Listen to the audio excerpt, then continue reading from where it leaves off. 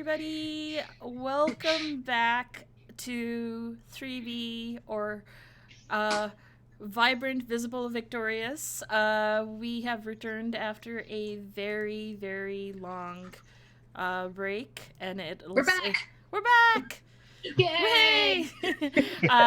So what is, for those who are following us for the first time, what is Vibrant, Visible, Victorious? It is our all BIMBOK game where we... Oh man, it's been a while. There's a whole thing about what we're doing. So Vibrant, Visible, Victorious is a space for BIMBOK to get together and play TTRPG games, and not only do we get to play them, we get to stream them, and we will be running hopefully something next week, and if not, we will see you in the new year. But for now, let us talk a little bit about Welcome to the Party. Welcome to the Party is an awesome channel, which is about inclusion and diversity, where you come join games, play games, and we'll also teach you how to run them. And very quick shout out and thank you to our sponsors that keep the lights on and everything. A big thank you to Roll20, Tabletop Loot, Sonardware, and Devin Rue for sponsoring and supporting our channel.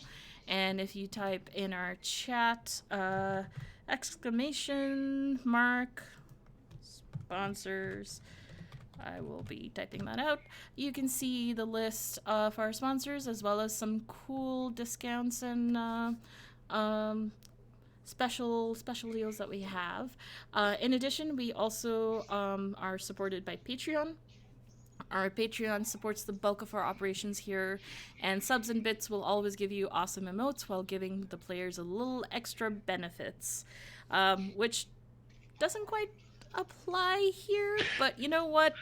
Every single bit counts. If you type exclamation mark Patreon, you'll get info off our Patreon and how you can support us.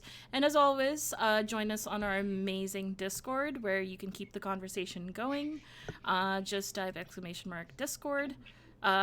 Yay, thank you. I got you.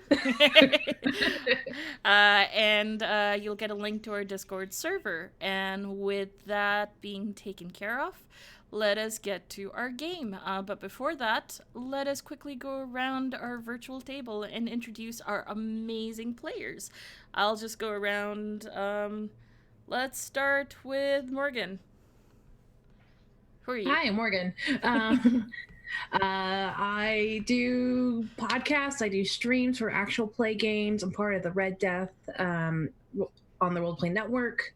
I am about to start running a Powered by the Apocalypse mini arcs with Powered by the Players with a couple other people. Excuse you.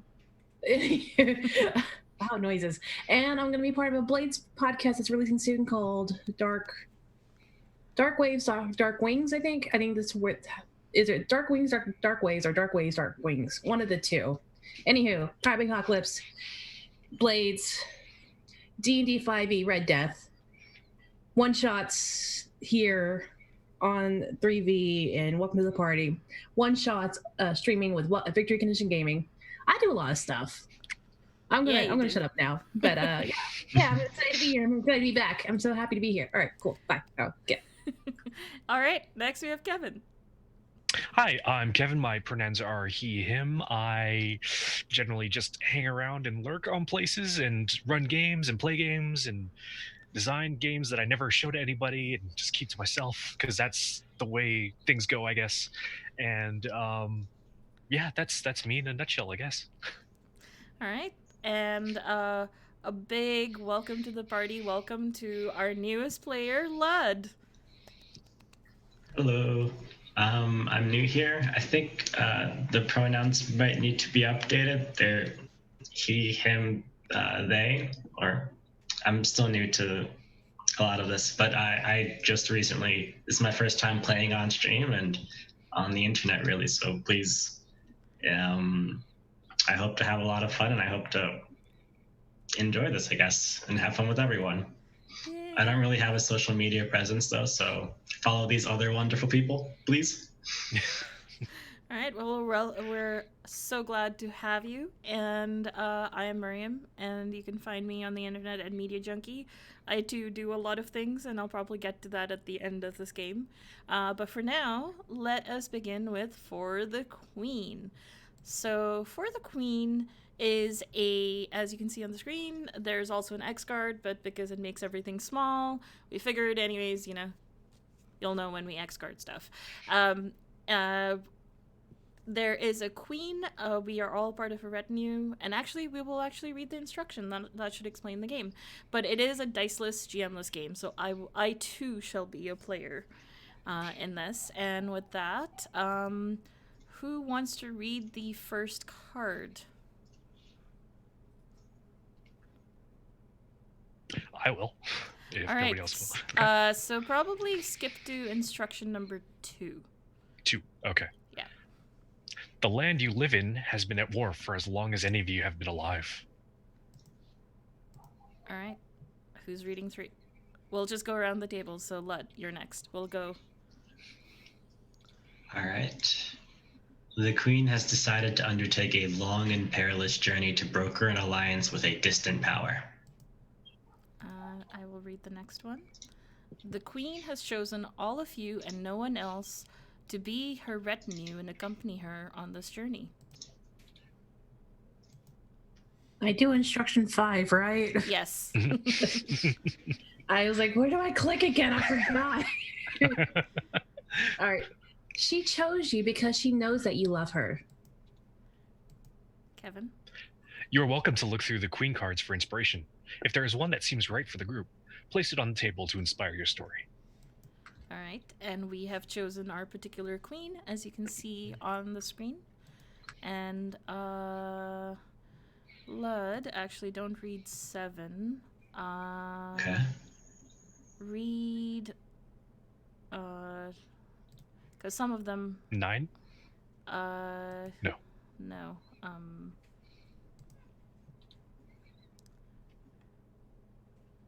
When you... Okay, actually, yeah, read 9. Because that... Okay. Put the quote unquote the Queen is under attack end quote card in the middle of the deck for a game that takes approximately 30 minutes, or shuffle it into the bottom third of the deck to play for 1 hour or more. Okay, and then I will read number 10. When you have read the instruction cards, continue clockwise with red prompt cards.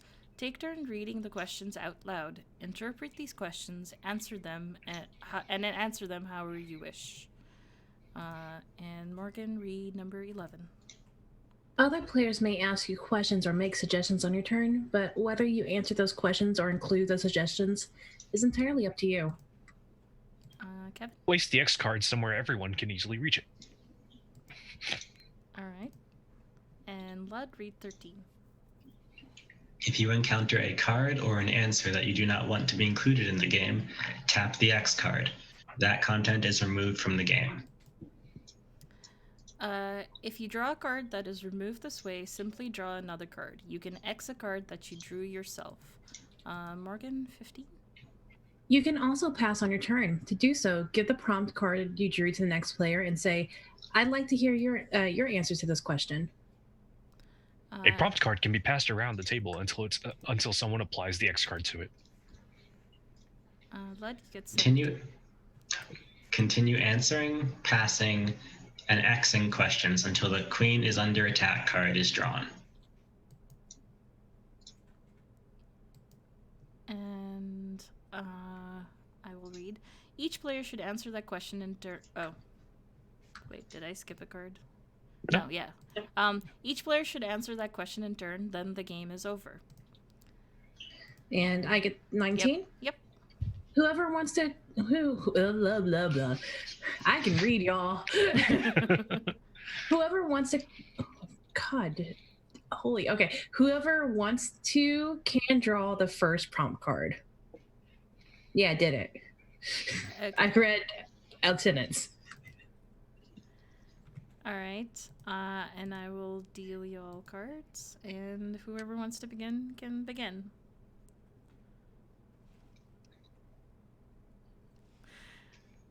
Oh, was I last? No, No, it was me Morgan. because I can't see everybody.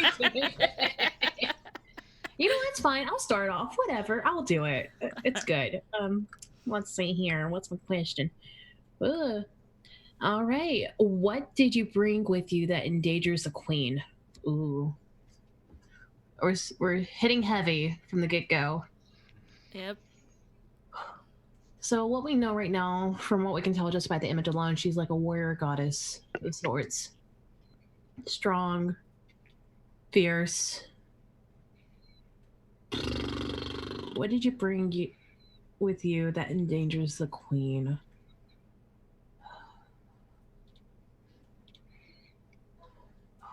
My God, why do we start with this question?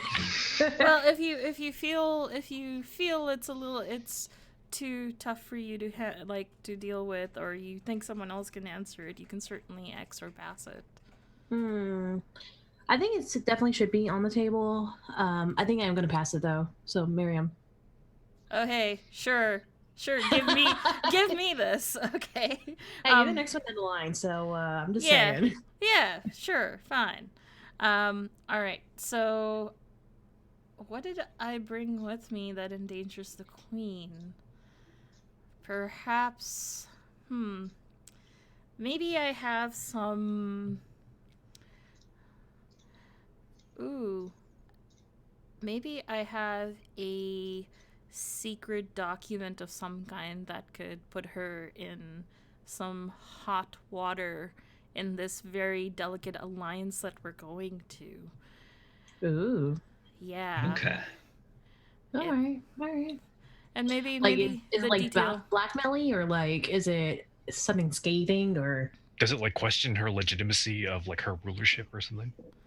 Yeah, actually, you know what? Maybe it's some sort of document that actually shows that she may not actually be the true heir of. Ooh.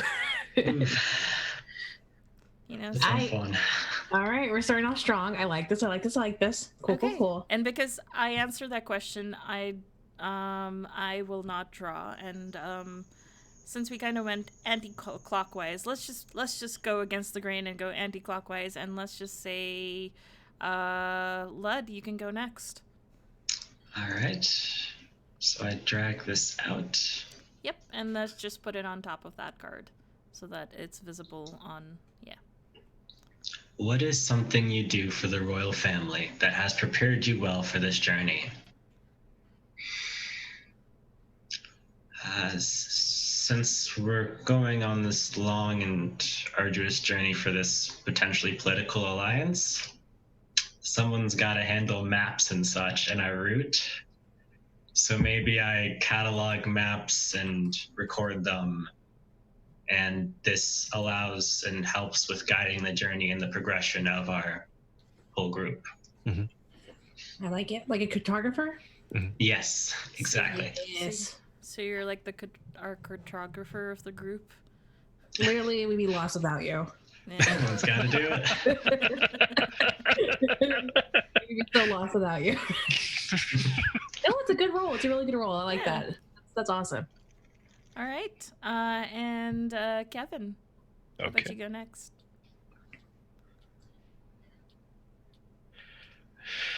The queen gave you a compliment once. What was it? Why have her words stayed with you? Ooh.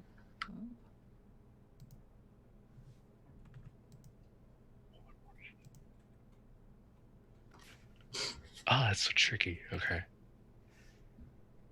Because I, as a player, am not good at taking compliments. So.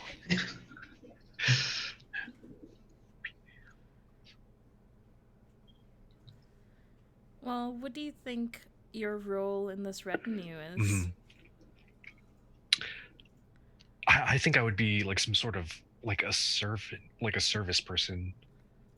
I think once when when the journey was hitting this queen particularly hard, our lady particularly hard, that she was down in her spirits, and I had prepared a meal that I had heard was one of her favorites, but this was just rumor, so it was kind of a risk to make this meal, and she like the risk proved out and paid out, and it was one of her a meal she enjoyed, and she was very touched that that somebody had sort of picked up on this detail and had thought to make something like this for her, and it stayed with me because as a servant you don't get that much. You just kind of get the thank you, but like not like the thank you and go away, not like actually thank you.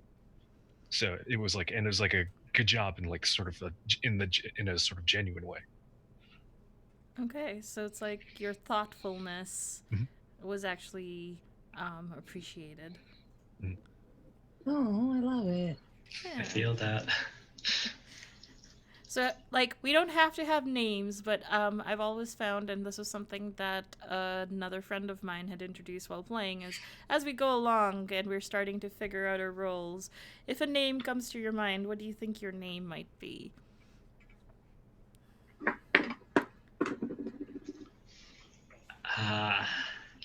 You can marinate on it. I think for now, I like the idea of just having my title be my name. So just the cartographer is who I am in this.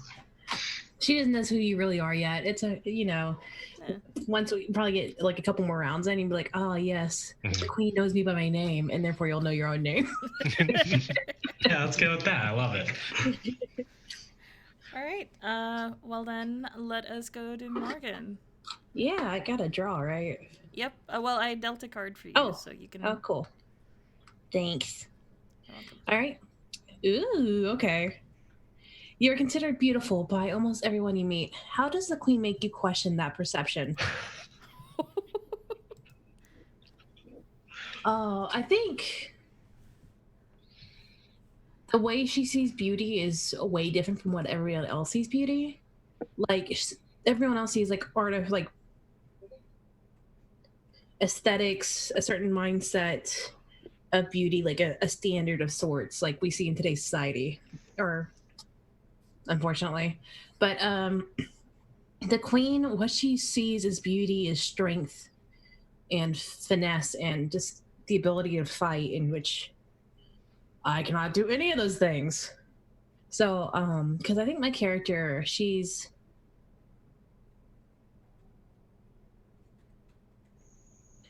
not fighty, so that's the thing I'm gonna do. She could be I think she's like part of the council, maybe, if that makes sense. Yeah, like an advisor of some sort. Yeah. Attending. Yeah, because I don't, so she's like middle management almost, Mhm. if that makes sense. So You're not like in the inner circle, but you do like have some sway. yeah, she's Like I would think my character's pretty smart and like knowledgeable and like obviously beautiful from what it says, but she's not strong, she's not powerful, she doesn't know how to fight, and that's why the queen questions who she is and how she sees herself as beautiful, because she isn't beautiful in the queen's eyes. Oh. It's what happens, it's okay. I'll win her heart in other ways, it's fine. And it's almost like, why are you here? I'm here to make sure you don't die and say something dumb. Okay. It is now my turn to draw a card. The queen trusts you, but no one else in the royal court does. Why? Huh. I wonder why. Considering I seem to be good at hoarding secrets, maybe I'm like some sort of like part of the spy, Are you like the spider from like Game of Thrones, or another sort of like one that's kept close but like knows everybody's secret sort of thing? The spy master? Well, The Spy Master. maybe not the spy master per se, but like definitely someone that is sent to, check the temperature of the foreign court, um, a fixer of sorts, Yes. and Slightly if ominous.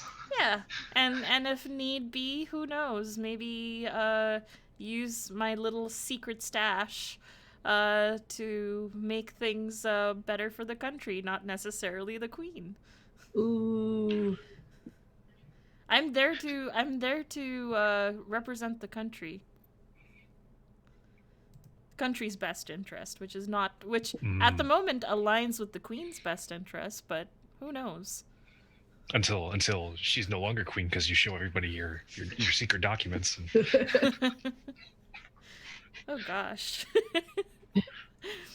Yeah, so yeah, which is why nobody really likes dealing with me, because they don't know whether I'm for them or not. So next would be Lud. All right.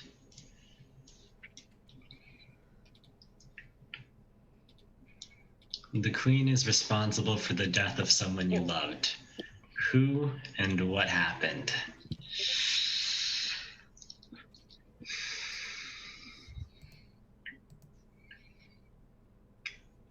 That's difficult. Mm-hmm.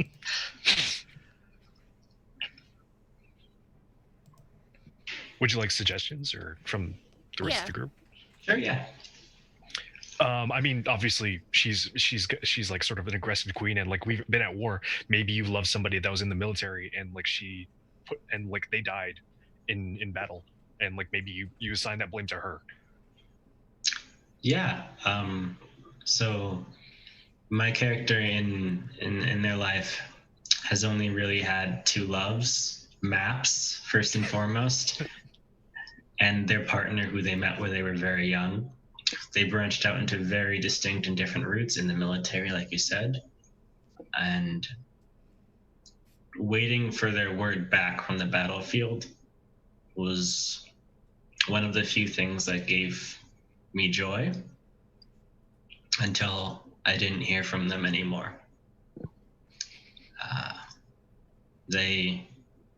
We never quite heard what happened specifically.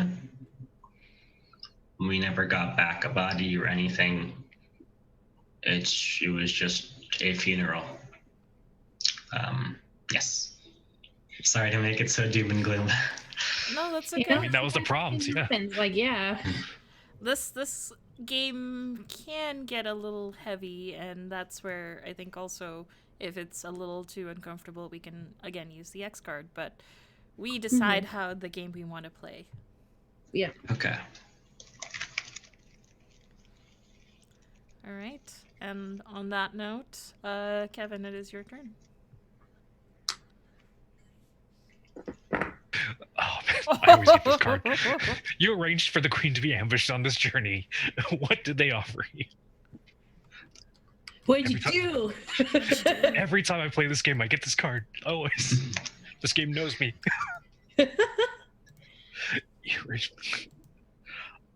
They offered me a higher station if the I think the queen happened. The ambush was not specifically to take out the queen, but was more to take out like some of the higher like inner circle, and then like as people get knocked out of the inner circle, like everybody shifts up. So like maybe then I could become major domo instead of just a servant or something. And I was just offered this by some of the more insidious people looking for their own way up in the political ladder. And is that something that perhaps I know about? We don't have dice. I think yes, you do know. It's more interesting that way. You do know. Yeah. Yeah. Yeah, like you probably approached me like while I was in the kitchens, like afterwards, and like you said like not that, but like there was the heavy implication. And it's like oh shit, so she knows I've got to poison her stew. Well, I guess we're not having stew today. No. Okay, Okay. Yeah, and now I think Morgan, it is your turn. My turn again. God, fine. There we go. Ooh. You saw the queen do something terrible to keep the retinue safe. What was it? Did you come to respect her more or less afterward?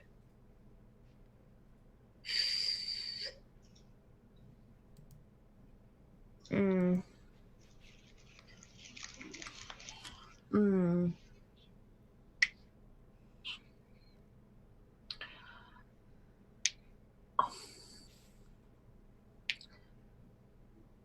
So, I think going off the comment you made earlier about poisoning the soup, Yeah, yeah. I think there was also the whatchamacallits, um, the the invading party was also working with other people Mm.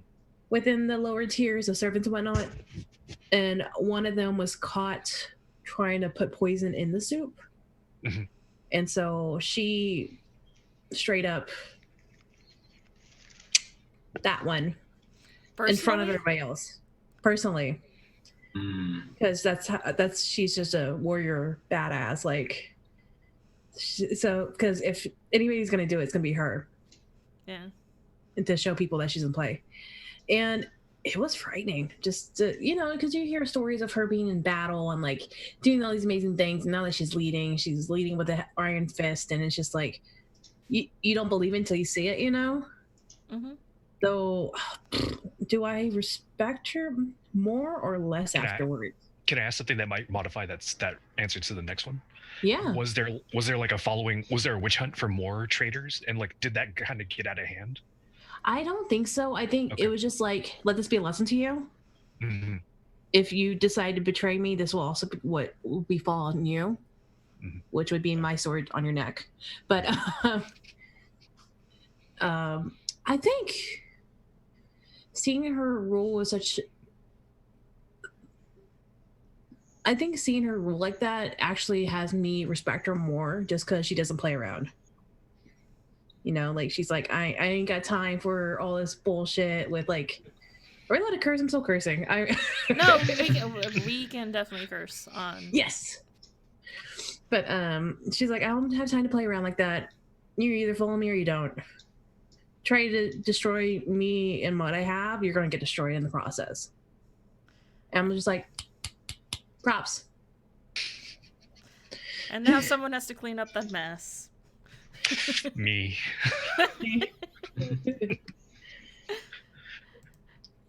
Yeah. So then next would be moi. Okay. Right.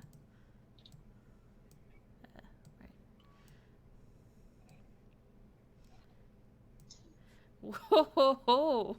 When did you know you would never forgive the queen, and why? I think it's because that person that poisoned the soup was my nibbling. And Nibbling? yeah, like, oh, nibbling is a gender neutral term for, I haven't decided, whether they can be non-binary. We don't have too many non-binary nibblings. But it's basically your siblings' kids. So like, Okay, that makes sense. so yeah, it was my nibbling. I didn't know about the poisoning of the soup, and I certainly would have advised against it, because it's like, if you're gonna do it, you gotta do it with conviction. But I think with the whole just immediate finding out and immediately just slaying my nibbling in front of, like, without any time to maybe reason it out, it's like, okay, no, I respect that you're ruthless, but you killed my family, and Yeah. for that I can't forgive you. Do you believe the accusations against your nibbling, like whether they're true or not? Do you believe that they're true or justified? I I don't think they were justified, but I think it's one of those things where it's like, had I known ahead of time, I would have certainly stopped it simply to save my nibbling's life. Maybe less so to save the queen, but it was more about saving my family member from doing something stupid. Mm-hmm. But do you consider it your fault then in some way, or? No, actually I blame the queen because there was no time to react. There's nothing I could have actually done, nor did I imagine that I could have stopped, like, nor could I imagine that I had a time to deal with it. Maybe I could, but I don't dwell on that. I think I dwell on the fact that, yeah, you just ended their life without giving a chance to actually figure things out. So yeah. That's the one thing I won't forgive the queen for. I mean, yeah, maybe I respect the ruthlessness, but man, did you have to kill my nibbling? Yeah. And Lud, your turn. All right. There is someone else in this retinue you love besides the queen. How and why are you keeping it a secret? This is a bit difficult to answer because I just said I had twin loves. I mean, sometimes love like happens to you. It's like something you experience. It's not something you like buy into. It's like you just feel it, like you can't help it. And Maybe it doesn't maybe have it's to that- be Romantic. Yeah, it doesn't have to be romantic. Okay. Love is a plethora Yes. of various feelings. An intense like for someone. If that's the case, I think it might be more interesting if I pass it off to Kevin. Okay. Is there someone else in this retinue that say queen? How and why?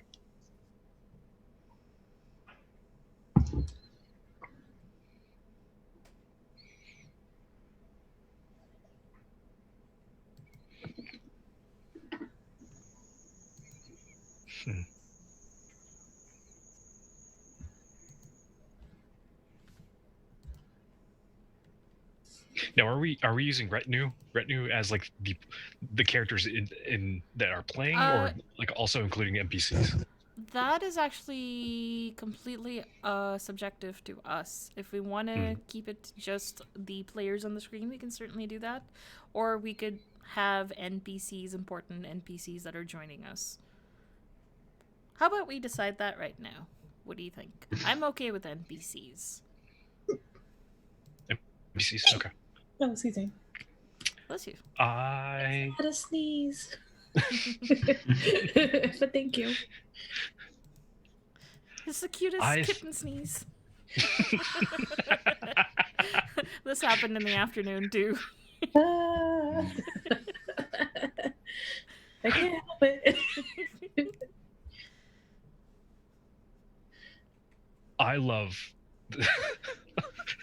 I love a stray cat that's been following the retinue, but the queen hates cats apparently, and has outlawed them from the camp and from the palace and everything. But I'm secretly keeping this small stray kitten in my pack in my tent as we travel, and I'm always like sneaking away like little bits of food for it, and like anytime that somebody comes and like questions me, it's like super paranoid, like, what? No, like I don't know why your allergies are acting up. That's nothing. It's hay fever. It's no. It's cedar fever. That's what's going on. It's time of year. Is that why? Is that your long-term poisoning plan? Cat allergies.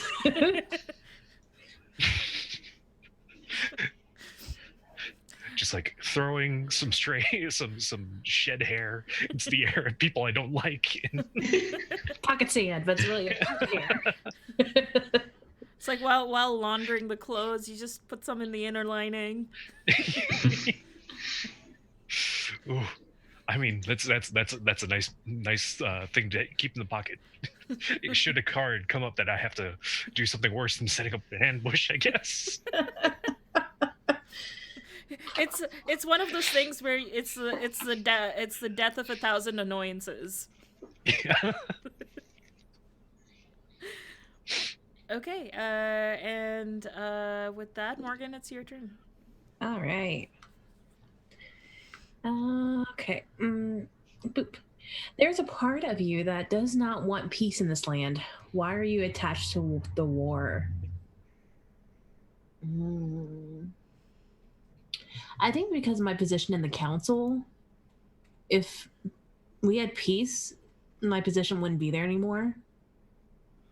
And so I'm kind of attached to the idea of war, just so I have this little sliver of power. You know, like, just, this is my job, and I don't want to lose my job. So you have relevance. Yeah. Ooh. I'm a war counselor. That's why I figured out what my character is. And how do you think you're achieving that? How am I achieving that? I don't want to say I lead astray the queen when it comes to the stuff. I just give her interesting options, and that she seems to consider and go after. Are they the correct options that lead to peace? Signs point to no. Did your character have something to do with the orders that the queen gave that led to the death of Lud's love, or Lud's character's love? Ooh, I mean, like, if you're a soldier, death just happens, and like, Ouch. yeah. Was that like your battle plan that like, and you pushed for like this battalion to push again on this stronghold, like knowing that like it was not a. It was going to keep the war going? Yeah, probably. Yeah. Were people going to be lost? I mean, casualties happen, and that's just why you get accepted in the art of war. Just a little fatality, here and there. What's a little fatality between friends? Yeah, I know, And I have to imagine that a cartographer works closely with the war council. Like they're the one that draws the map of where the battle line is and where the borders are. So I effectively plotted out my partner's death, just line by line. Oh, okay. All right. I guess that is my turn now. Oh wait, I did zoom because I clicked instead of dragged. What makes the queen beautiful in your eyes? I think it's her confidence and the very attributes that resulted in my nibbling's swift death, I think, are also the things that I otherwise do admire, in terms of, like, she doesn't play games. Even though I like playing games, it's kind of refreshing to see a royal who sort of is like, nope, I'm not dealing with this. I'm not gonna sit here and play all these whisper games or gossip games or whatever. I'm just gonna go do what needs to be done. I'm gonna go fix the things personally. And yeah, I think that's what makes her beautiful in my eyes. Of like, wow, someone actually is breaking the masquerade and just doesn't care that she's breaking the masquerade. If it was anybody but your family on the chopping block, that would have been a good situation in your character's eyes. Yeah, but now it's sort of like, I don't know what I think about you. Well, I know what I think about you, but also, oh, god damn. So torn. Yeah. I Also- hate you. I love you. I hate that I love you. Also, side note, I think I have a name for my character. Oh yeah, what is it? It's Mihik, or Mihik. Mahik. Okay, cool. It means mist, or that's what this Pampers website says. Okay. Got your Baby name names. from. Oh, Mehek. Mihik, yeah. Okay, yeah. It's sort of like a waft, Yeah. a breeze, a waft of something. I think that's fitting just because it's she's there and she's present, but like it's really she's air, honestly, like in her position. Like it can go away if there's a strong breeze that pushes her away. Like Oh wow. if that makes sense, you know. Yeah, that's deep. You know, it's 8 o'clock on a Sunday evening. It's how I roll. Okay. I think with that, I believe it is now Lud's turn. All right.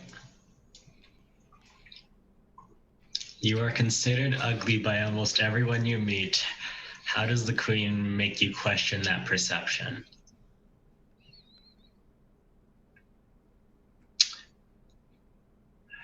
I constantly almost swaddle myself with robes and bandages and all sorts of items and objects and layers to cover up and not disturb or scare people. But the queen is the only one who's ever just looked me straight into the eyes. Even my partner didn't do that, but my queen did. And how does that make you feel?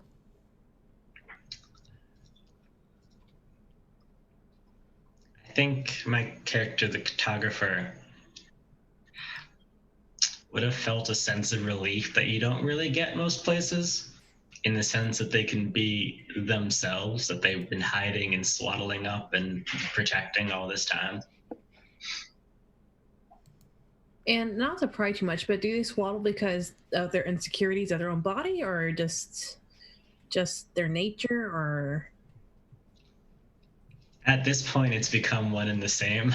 Okay. Like, I imagine cartography mapping is a bunch of sitting in dusty rooms and looking over piles and tomes of maps.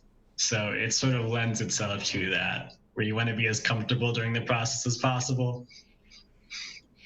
But at this point, they probably haven't seen themselves in a long time. Can't keep too much like fires near where all the paper maps are. Yes. So you're cold. Generally, I imagine when you're working. Yeah, it's just like the deepest, darkest room inside the palace or whatever is just the map room.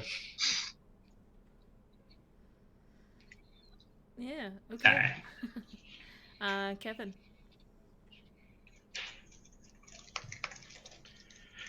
You have personal connection to the land you are currently traveling through. What makes you want to stay, and why don't you?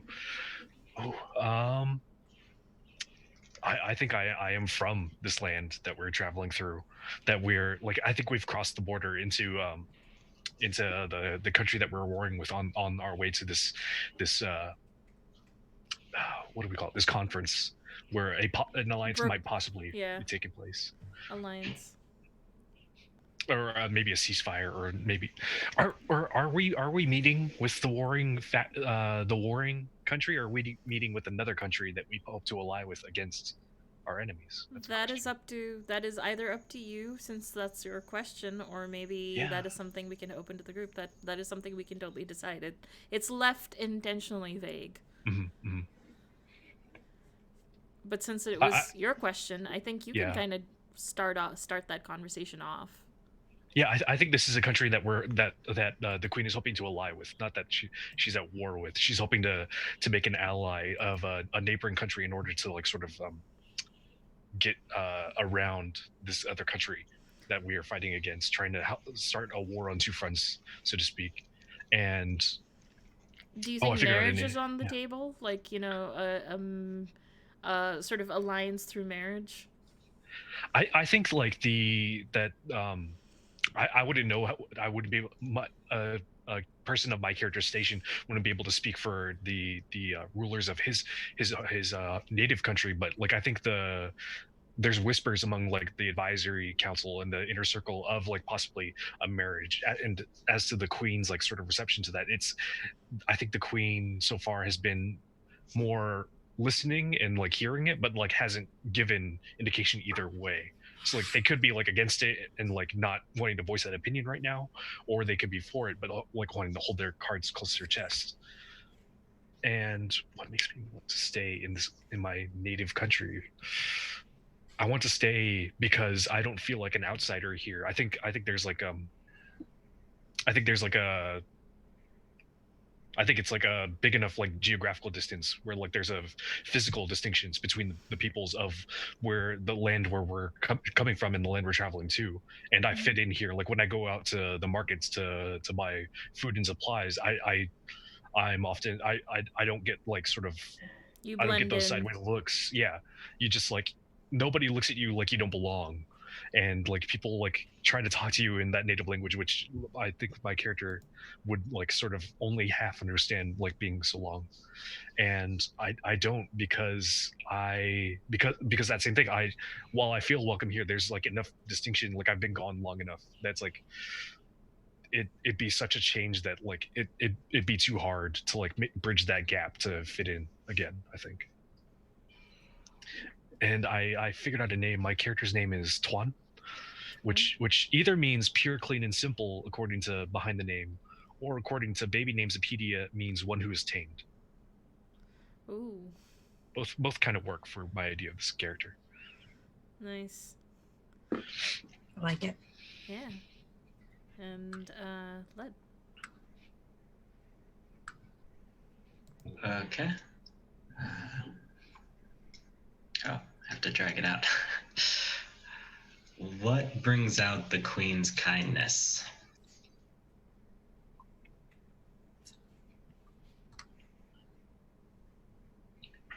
I think the queen is kind in the sense that if someone has fought admirably and they have died with honor, she is kind to their family. She supports them and makes sure that they can still exist and survive and thrive. And even enemies who fight against her, as long as they have fought in a befitting manner, she does not disgrace them or humiliate them. She respects them in some way. So it's a kindness in the sense of more of a respect after the fact. Okay. Do you have any specific example, perhaps, of where that was shown to you?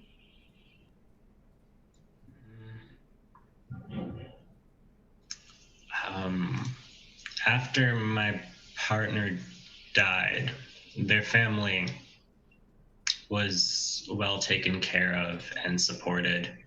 And I didn't have to do anything, even though I would have. They were supported enough that they could do it without me, I suppose. My character didn't have to. It was already provided in that way. So I saw that and I recognized it as kindness. Okay. All right. Which way are we going now? Because I thought we were going counterclockwise. Oh, yeah, sorry. Huh. It's all right. Wow. Okay. Let's just go with Morgan, and then Okay. and then We'll do that. We'll just start it over again. Okay. yeah. All right. Yeah. I was like, wait, hold on. Okay. All right. Fine. It's all good. It's all elusive. good. We're all playing the game. Yeah. When was the last time the queen showed you real kindness?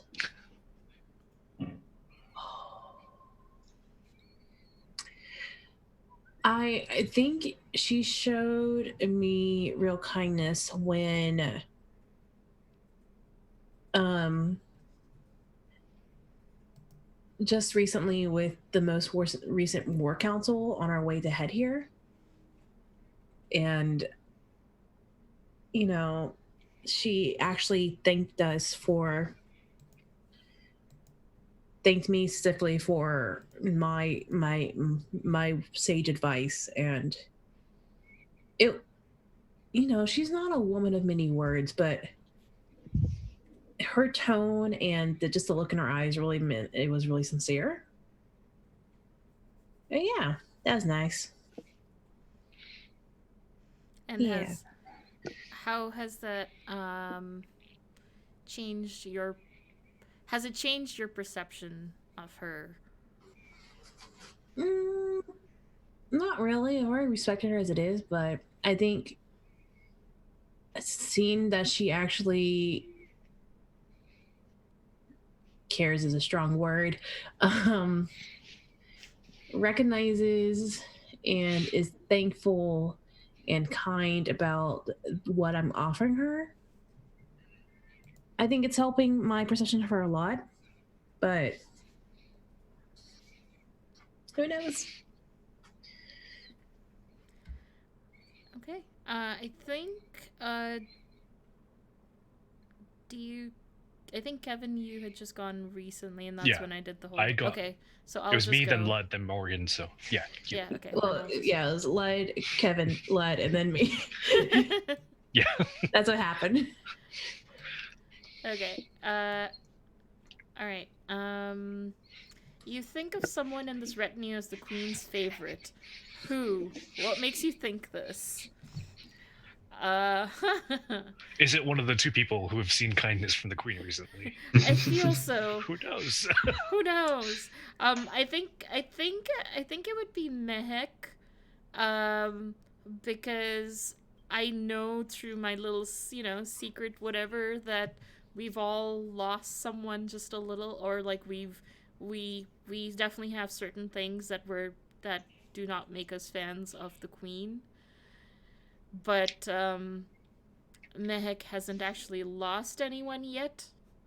And aside from perhaps having some self-esteem and insecurities, the queen does look to you, especially since you were brought here rather than perhaps say someone an ambassador, like a diplomatic ambassador, you were brought here instead.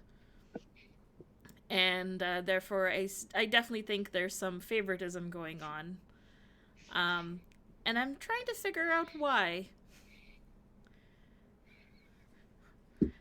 That's part of what I'm trying to suss out while we're taking this journey. I'm actually a little perplexed. The real thing is you don't have family for them to come.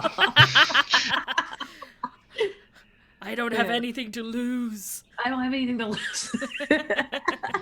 Who knows? I might. We'll see what the cards say. I might actually have something to lose. And it's so interesting that Mahik would be the favorite, because earlier we had that prompt where like everybody thinks Mahik is beautiful, but the queen makes them question that. So like, because Mahik is a advisor to war, not an actual warrior. So it's interesting that like this warrior queen would favor somebody that like she sees as like not a warrior. I think that's really interesting. It is fascinating. Well, let's see where it goes. I'm excited. So. Do we want to have Kevin go, or do we just want to keep the order and it's like, yeah? Well, that's the order. It's supposed to be.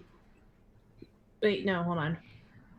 Yeah, because because Lud went twice, I think, because we jumped back. It kind of went like okay, so let's just continue. Either Kevin or Lud can go. Whoever, just go, and we'll just continue. Kevin. Glad you're going. Glad you're going. We've chosen. The nose has chosen. The nose knows. The ancient right of the nose goes. What do you usually do for the royal family? Why does that make you an unlikely choice for this journey? I suppose going in vain with what was said earlier, I normally just map things out, look at old tomes, sit in the corner. So it was a bit unusual that I was chosen because the routes here are already planned and mapped out. It's difficult to get to this country, but not enough that you need an extra person like me to do it. So part of this is figuring out why I was chosen to come along and help this when honestly I don't think my character is really necessary in that sense. Like, why am I here? And everyone's also confused as to why I'm here. No one's got any answers except for the queen. As far as cartographers go, were you the first choice, or was your character somebody that they settled for because all their other choices were unavailable? Are you the last one standing? Yeah, there aren't many cartographers in the country, and most of them are very, very old and just not able to keep up with the rigors of this travel, especially at the pace we go at. So by necessity, I was the one chosen because I am younger than everyone else who otherwise might have been chosen. You won't keel over. Yes. Okay. And Kevin, I guess you go now. Yeah. The queen lights a fire in you. What is it?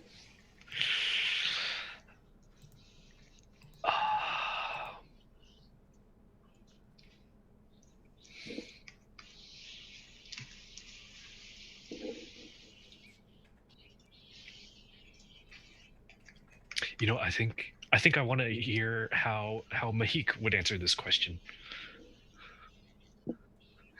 Wait, what was the question? Hold on. I gotta work with me, internets. Hold on. No worries. Ooh. Okay. Well, the queen lights a fire in me by just her raw passion of ruthlessness. I wouldn't know. That's really harsh. I mean, she is ruthless, yes, but like that's her straightforwardness, her go-getting, her just passion. I think really is like, yeah, that's right. Let's do this. Let's do this thing. Her vision. She's such a visionary with what she does and what she works with that I think really just like sparks the ideas in me. Like, yeah, and you know what? Now that we're talking about this, like, it really just lights it in me as well. So it's like, yes, tell me more of what you think we should do. This is an awful human. It seems like that's how it kind of turns out, where it's like, I think the very only once was everybody so glowingly about a particular queen. I mean, really, I meant my own. Let's look at. Oh, I meant my own character. Your character's like, yeah, let's go to war. I love getting more war. I like my job, so yes, let's keep doing this. I like my job security. I mean, Mahik is working for the right person. Let's look at this photo. She's carrying a weapon. She's standing on like a flaming and a sand skull dunes with skulls around and like a sideways cross. And she's yeah. And you're the right line of work, working for the right person. I wonder if I was already a war counselor in general, like already, or if I came into this position because of her. That's something I'm going to think about. You. Yeah, I'm going to think about it. So, okay. Yeah, whoever goes next. That would be me. So. Go next. When did you know you were in love with the queen? Especially with that line, I hate you, I love you, I hate that I love you. Yeah. Was that actually the moment? I think we all started this journey loving the queen, I think, by the rules, right? Well, no, not necessarily. Well, yeah, I suppose yes. From the thing. Yeah, I think it says like you're chosen because the queen knows you love her. Yeah, right? Like we're loyal, quotation marks.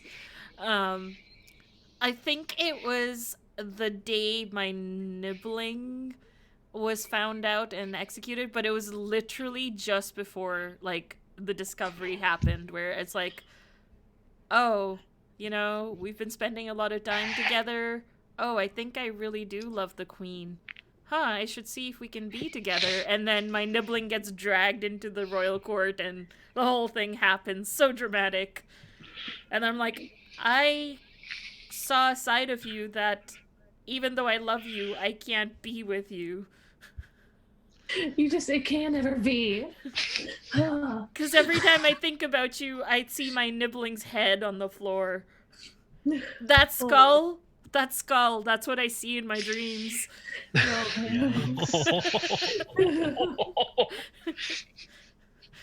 That's my portrait of her.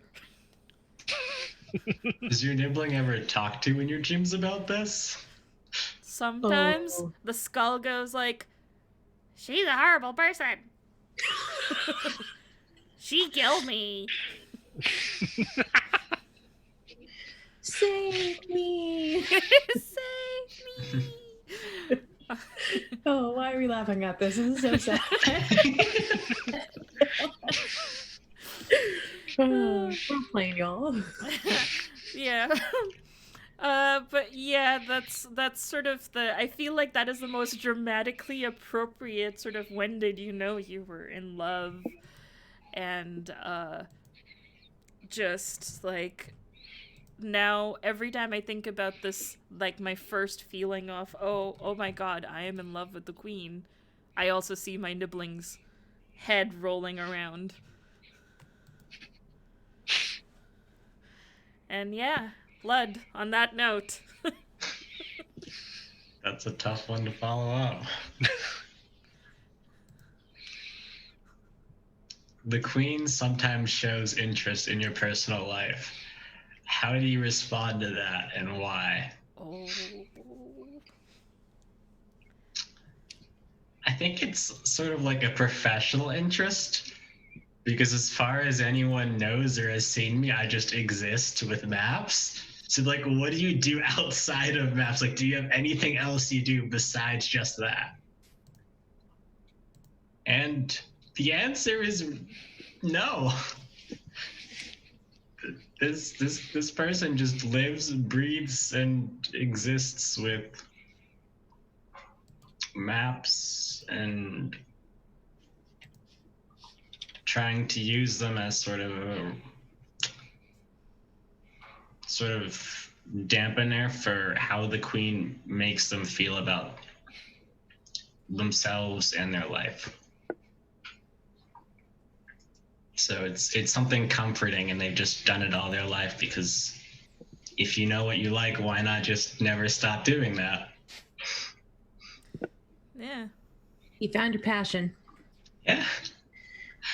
It doesn't pay well, but there's very high job security. Oh boy, that creative life. Yeah, especially with all those old cartographers, their time's coming. Oh gosh, this got real so fast.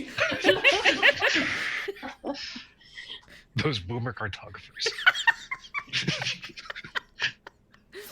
Okay. Kevin, it's your turn. The queen punished me once. What about the memory of that will stay with you forever? I think I was caught stealing food for my little kitten. I don't think it was known why it was for the kitten, so I didn't get executed. But they took my hand. So Oh no. that stump will remind me always of what happens when you get caught. Not to steal, just don't get caught. How were you punished again? My hand was taken from me. Oh, right. I did not hear that part. Your No. dominant Yeah. hand or your non-dominant hand? I think the non-dominant hand. I need the dominant hand to keep cooking, because I got to keep making that favorite dish. So, but they wanted to make sure I remembered. So you have a kitty helper now? Yeah, as long as nobody notices and stays out of my kitchen. Yeah. The one-handed chef. Oof.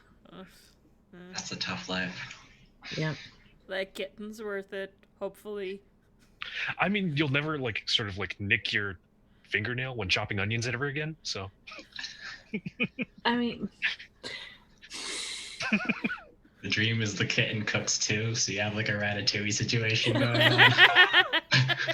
yum yum yum, and just like they're the one making the dough, like yum. Yum. oh, Eating kitten dough. biscuits.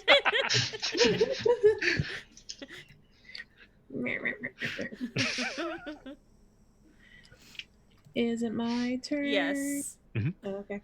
Are we out of prompts? Oh no, they just moved. No, you should have a. Oh, I see it. Boop. What part of this journey will be the most difficult? How do you pull the rest of the retinue through it? I think we're starting to get into an area now where it's like a desert.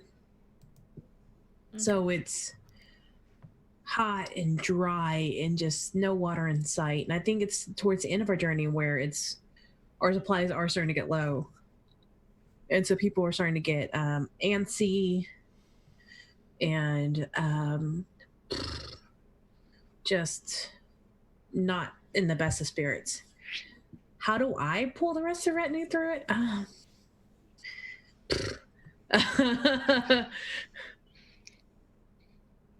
I think by having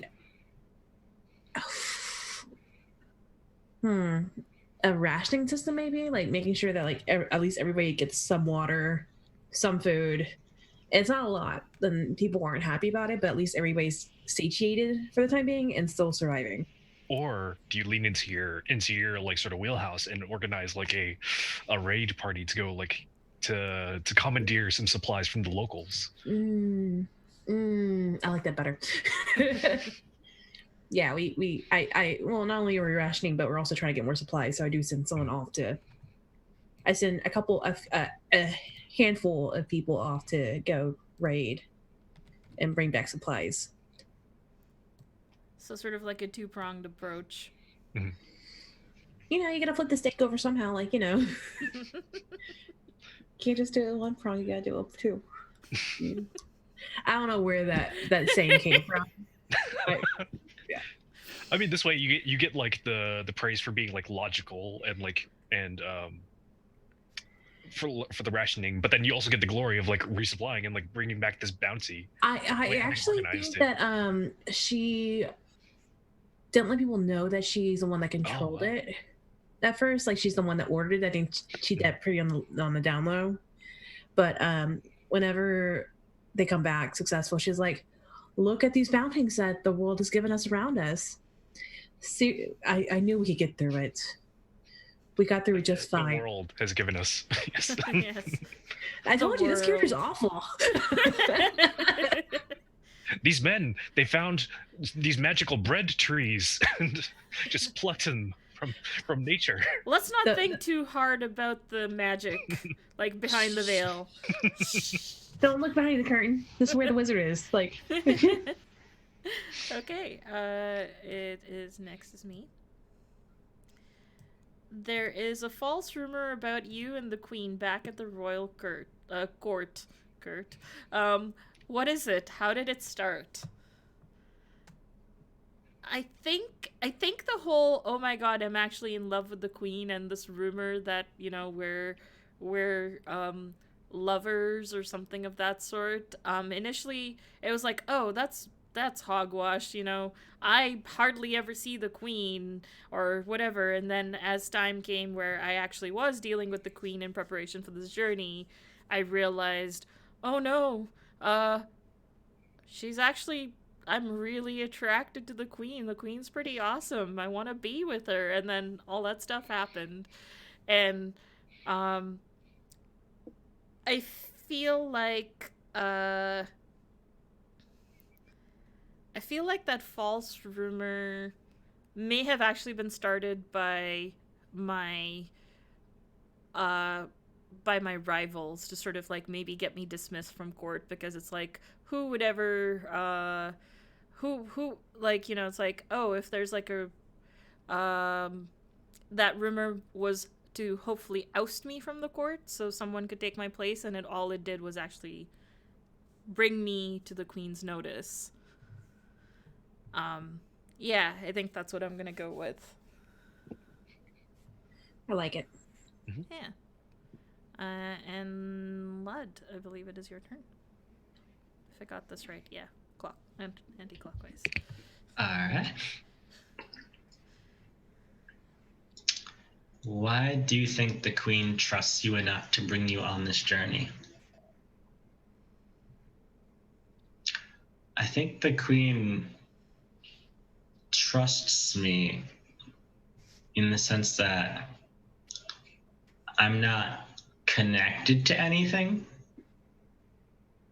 I'm somewhat almost neutral. Like I don't have a lot of associated connections or history with the Queen. It's more so that I don't complicate things.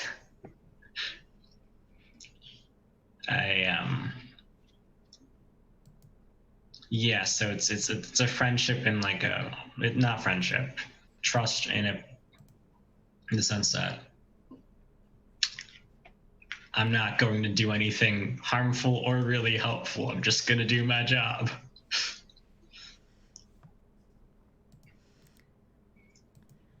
All right. And you're not just gonna have a heart attack on the way. So Yeah. That's the dream. I'm just a photographer. Like, I have no horse in the race. Like, I do maps. I do a map thing. Like, I like that. I'm a map person, and I'm young. My two best qualities. Yeah, I can do my somehow.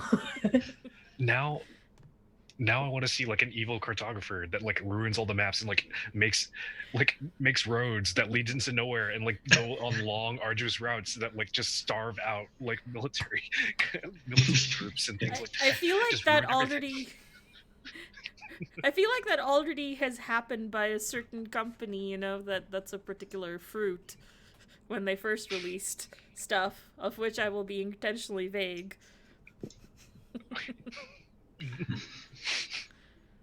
Oh, I understand. That took me a second. Ask later. Yeah. All right. I believe, Kevin, it is your turn. You suspect this journey isn't about diplomatic negotiations. What else do you believe is going on and why? Ooh. Isn't just about diplomatic negotiations. I think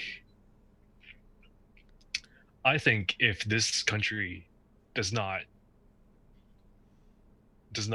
like concede to the Queen's terms in order to ally against their enemy, that she will by force she will instigate a change in the rulership of this country until she finds somebody that is willing to accept her terms and ally with her. Because I don't think the war is going. I don't think it's going poorly, but it's not like it's not like the quick victory that the country had expected. So, and things are the way things are planned out are not going to plan. So like supplies are running a bit low on the front and things, and like the war is dragging on a bit longer. So we need this ally, and the Queen will do whatever it takes to get this ally on board, whether they like it or not. Yeah. That's interesting. Morgan, do you want to go next? You're muted, I think. I was. It's just how I roll. I always figured I'm on mute. All right.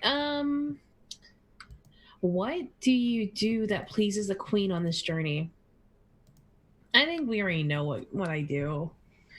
I'm her devil on her shoulder, telling her, like, you're doing a good job with leading down the path of war. And I think that pleases her, that she's getting praise for what she's doing. Like, I'm like, yes, this is fine. I think everything you're doing is perfectly wonderful. Don't change it. We're we're all such wonderful people on this journey with this Yeah. queen. Okay. My turn. It's your turn. Yep. Uh. Okay. What promise did the queen make to you before this journey? Do you think she'll keep it? Huh. Hmm. I actually think Lud might be a better person for this particular question. Ooh. All right.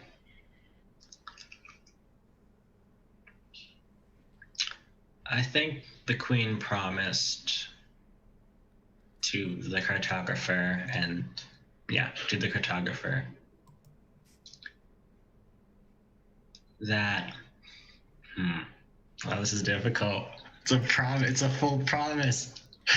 While you are thinking about that very quickly, I just want to give a big shout out to all the people who joined the party, as well as Michael Wayne for subscribing. Thank you so much.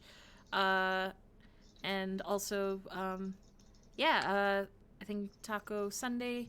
It's one of those things where I've been reading. So Taco Sunday and one more person in chat. You know, Third circle tree. Third Circle Tree, yes. Yes, thank you so much for following and subs, and continue, Lud. All right.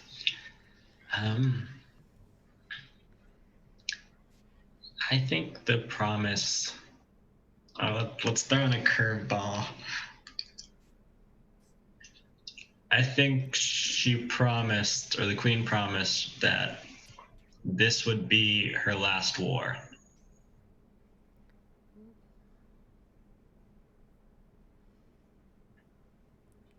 And I don't think she'll keep it.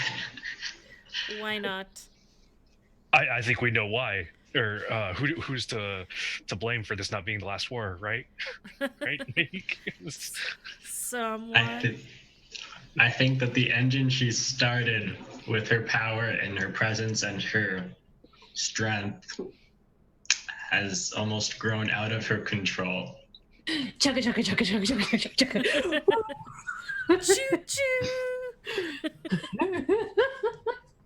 It's partially also a selfish promise for my character, at least, because the less wars there are, the less needs there are to change the maps and adjust things in the lines.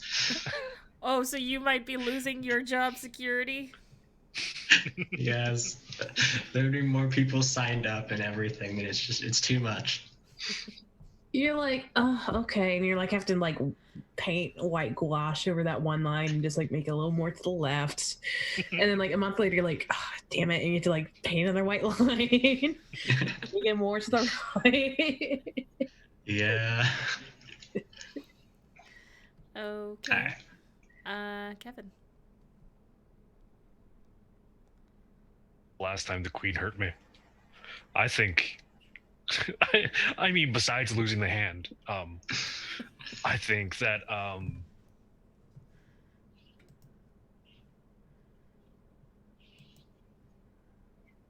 I think before the raiding party had gone out, that the queen had sort of scolded a lot of the non like nobles of the retinue, a lot of like the support staff, of which Tuan is, and like for not having been more on top of like getting supplies and making sure that supplies had been sort of at an even keel, and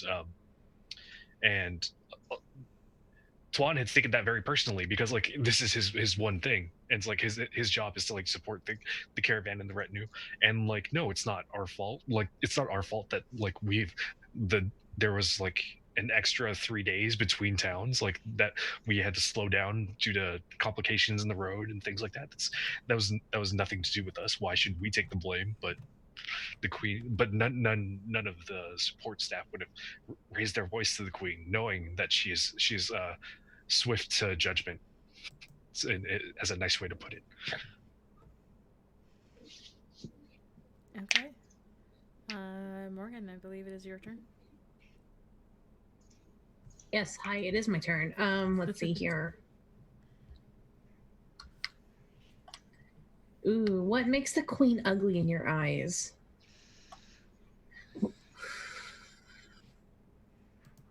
Oh gosh. She's such a beautiful warrior goddess. What would make her ugly in my eyes? She chews with her mouth open. Oh yes. Oh god.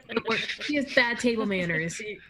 Maybe when she's when she's bored or tired or anything that isn't just fighting for people. Maybe she's just really like boring overall. If she doesn't have like a passion to strive for, she's just very dull. It's like, you know, when you meet football players and like they're so strong and they're so powerful, and some football players, I'm not gonna say all of them, and then you talk to them, it's like talking to like a bag of bricks.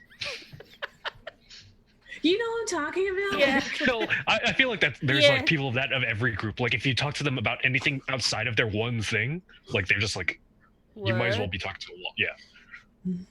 Yeah. Yeah. But you want to talk to well-rounded people, like, and obviously the queen just cares about war and battle. You're like, so tell me about your hobbies. Oh, war, fighting. I like to beat things. Anything else? No. I like to crush things. Okay. Sometimes I execute things for fun. I can also slice them. Yeah. And dice. And shop.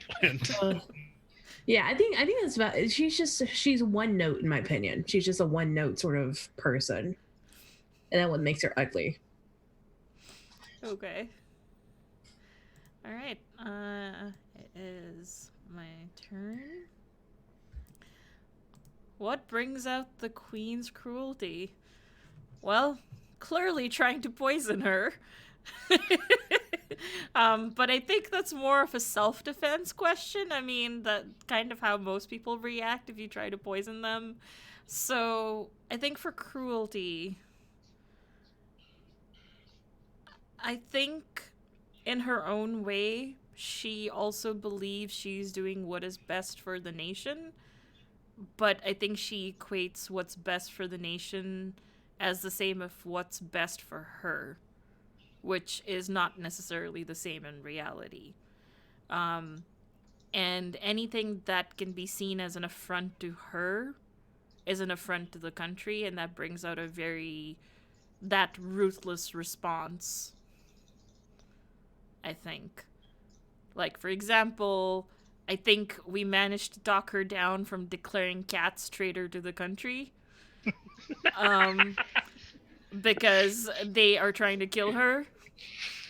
But we managed to basically say, okay, perhaps don't say that because there's a lot of rulers you'll have to go see who have royal cats, and that would basically be not diplomatic. But perhaps let's just make sure that there's no cats in like a 10-mile radius of you.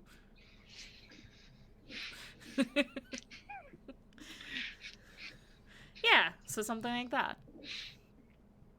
I like it. Lud? Alright. What did you bring with you to protect the queen? I actually think this would be more interesting for Mariam's character. Because you've got that, you've got elements that would potentially harm her. And do you think this would be a good fit? Yeah. Okay. Perhaps I've actually brought some, like, antihistamines, because I know there's a stray cat somewhere.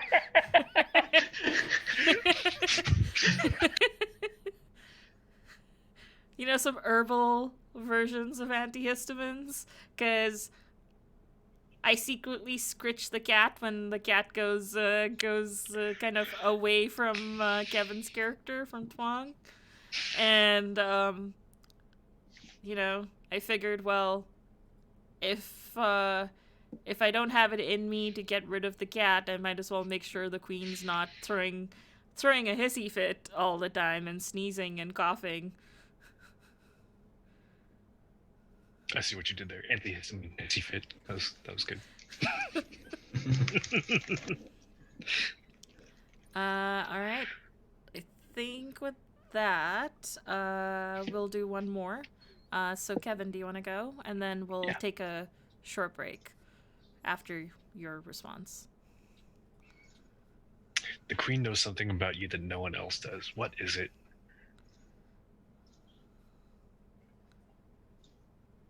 The queen knows something about you that no one else does.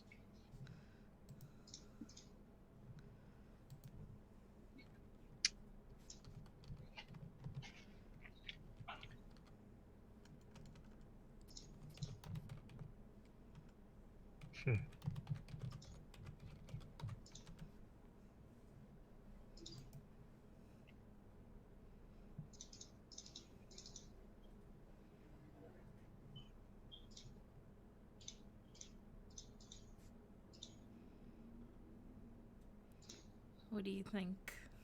I genuinely don't know, so I'm gonna pass this off to Mahik, to Morgan. What? Oh. What am I doing? Let's see here. The queen knows something about you that no one else does. What is it?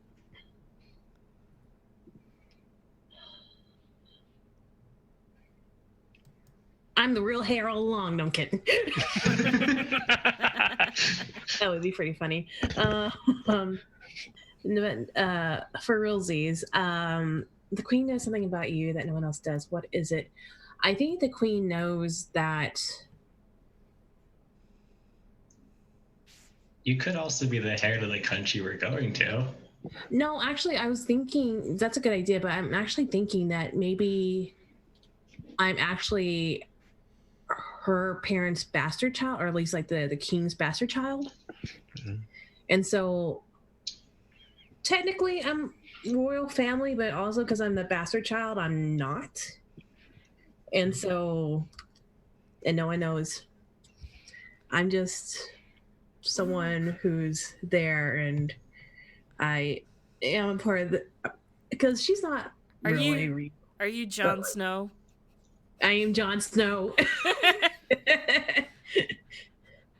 and we have spoilers for the people who don't watch the show or read the books. I think whichever. It's been a year after. Oh. I think that's it. I think she's like part of the royal family, but she's that little like one that got burned out of the family tree because she's not legitimate. Yeah. But if the queen were to be deposed, a high-ranking member of the War Council, that happens to have some royal blood, like that'd be a very convenient person to fill the seat. Maybe, but no one else knows. Yeah, except for me. Except for the queen. Oh, and you. Although it does say specifically something that no one else does. Yeah, so just the queen knows. Yeah. Like that's like so hardcore. Even our spy master doesn't, or spy person doesn't even know. Maybe I know there are bastards, but I don't know who they are. Yeah, that's it. Because King Bartholomew sleeps around, and there's bastards all across the land. You have like evidence of the affair, but not like an identity of like the child that it produced. Yeah. Mm-hmm. And on that note, I think we will take a very short break and be back in about 10 minutes. And before we do, as we head to break, why not head over to roll20.net/start/WTTP and sign up for your free account today. Over 4 million people use Roll20's virtual tabletop to power their favorite games, including this one, For the Queen. And with the many modules galore in the market, you can definitely find something for your group to enjoy. And we have a little video that has all the links and everything that will play over the break. And with that, everybody smile and wave awkwardly as I transition us. And we will be right back.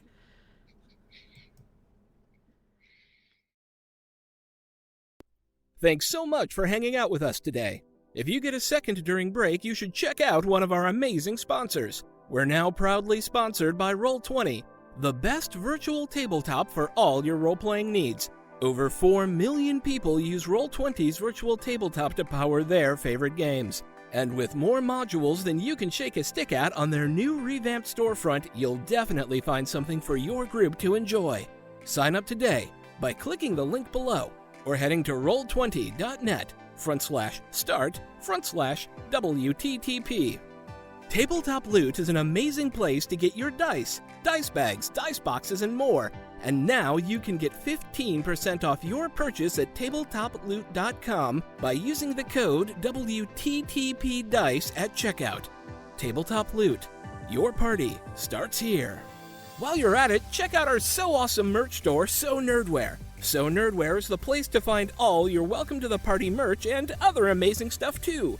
Head on over to sonerdware.com and use the code WELCOME at checkout to get 10% off your next purchase. So Nerdware. It's what the nerds wear. Devin Rue, the amazing mistress of maps, has kindly supported the channel since the beginning and provides graphics for many of our streams. Head on over to rueinc.com to check out some of the best fantasy cartography on the web. Our Patreon supports the creators and producers of the channel by providing Roll20 subscriptions, cost coverage for video hosting, and more. If you want to support the channel while getting podcasts a week early, gaming articles that are published on Patreon first, a shout out during our break, and more, head on over to patreon.com/welcomepartyrpg and throw us a buck or $5. And last, but certainly not least, help out the party. Subs and bits not only support the stream, but also every 500 bits or a tier 1 sub gives a player or DM of your choice a reroll or system equivalent, and every 1000 bits or tier 2 sub gives a player or DM of your choice a crit or system equivalent. Thanks again for hanging out with us today. The game will be back in just a few minutes. Let's all go to the lobby. Let's all go to the lobby. Let's all go to the lobby to get ourselves a treat. Delicious things to eat. The popcorn can't be beat. The sparkling drinks are just dandy. The chocolate bars and the candy. So let's all go to the lobby to get ourselves a treat. Let's all go to the lobby to get ourselves a treat.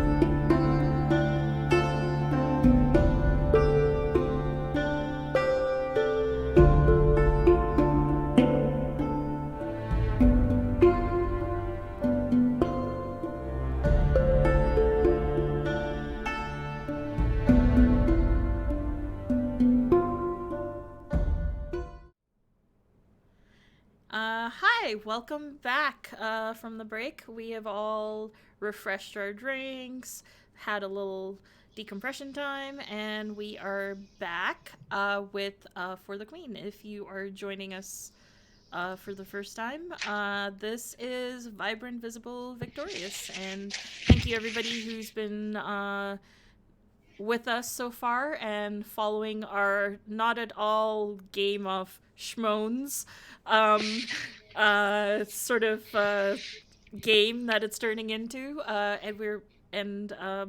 When we last left off, I believe Morgan answered a question. So I think probably if we keep the same order, I will go next. Yes. Okay. So my card is the Queen touched you once. What about the memory of that will stay with you forever? I'm sorry, I think I'm gonna be like forever 12. I cannot giggle whenever I Jokes on the doll where the Queen touched you. Okay.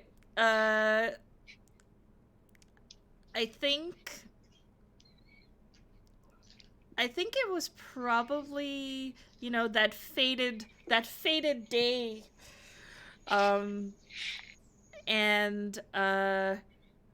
We were I was perhaps sort of having a conversation, sort of like a debriefing. I realize how that just sounds. We were having a conversation about the preparation for this journey, and she decided she wanted to have it basically in the royal gardens, just sort of like, hey, I'm doing my morning routine, of working out and everything, and I don't want to have to sit in the stuffy room. We'll talk here. And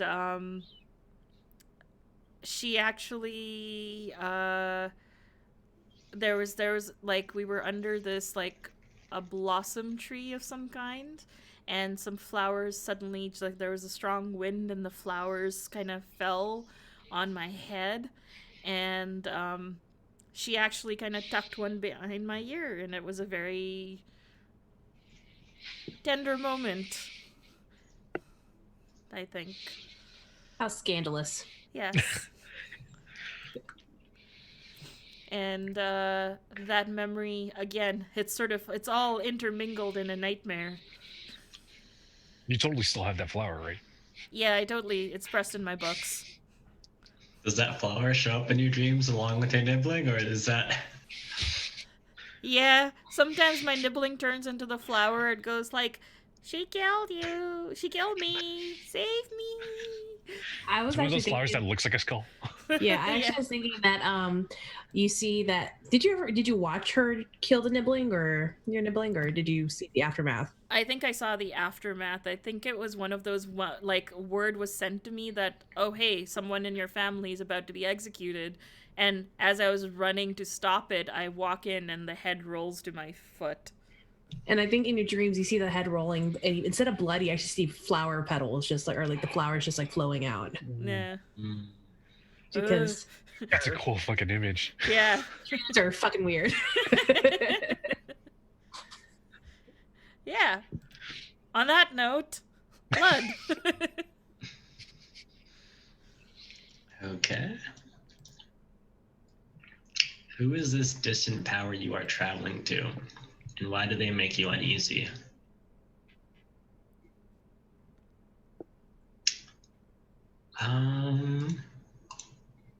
Kevin, your character is from this place that we're going to, correct? Mm-hmm. I think it would make more sense for you to answer this then.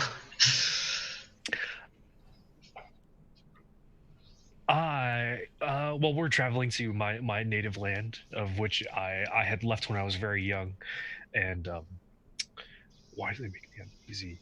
I think they make me uneasy because having been like gone so long, I tend to buy into some of the stereotypes of this land, and sort of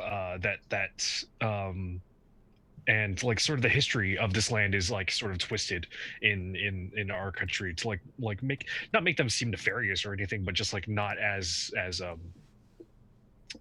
they're painted in like not as good a light as our own country, because we want, like, our country wants to seem like it's the best, so like we make other countries seem worse in comparison. And like sort of like having like sort of bought into that, and like seeing and being here, and like seeing and feeling like sort of the disconnect, being a like sort of a diaspora, and sort of feeling confused and things like that, and based on like what I was told and what I know, and then what I'm experiencing, like all those things like sort of conflicting makes me feel uneasy.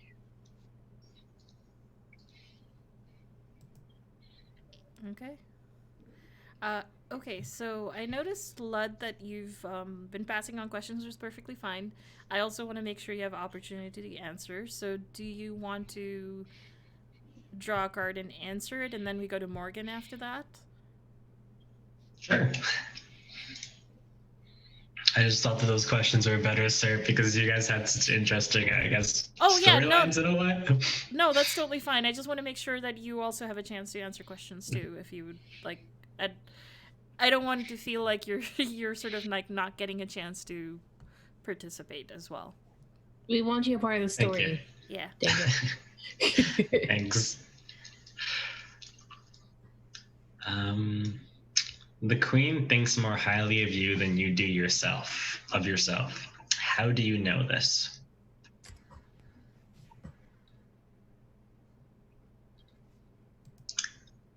I think when everyone was trying to figure out why I'm even here, in the sense of, what do you need a cartographer for when you're actually traveling along the route?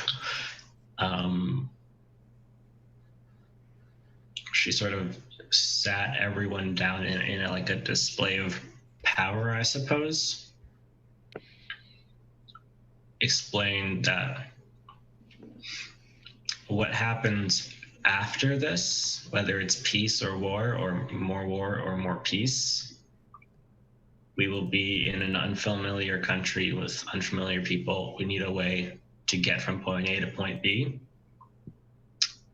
And that's when it sort of clicked that I may not be super useful right now, but I have a place in her retinue. Like I exist. I am here for a reason. Yeah. You're not just young. Yeah. That's one element going for me. All right, Morgan, if you want to go next. Yeah, I can do that. Let's see here. Ooh, why are some others at the royal court jealous of your relationship with the Queen? I think that they see her leaning towards me for more advice. And I think they're jealous because I get more one-on-one time with her than they do. And they think she's my favorite, which she probably is, like mentioned before. So yeah, I think that's it. I think that, they're like, oh, what does this advisor have anything? And they're like, it's just a war council advisor. Why is she talking to her so much? I don't understand. Ugh. Why, and just it's going off on one of those things. And so they're just jealous because of my position and title and all that stuff. They don't know the real deal. Are they making something out of nothing, and she actually is coming to you for advice on the war and battles, or does she come to you with like more personal advice as well? I think it's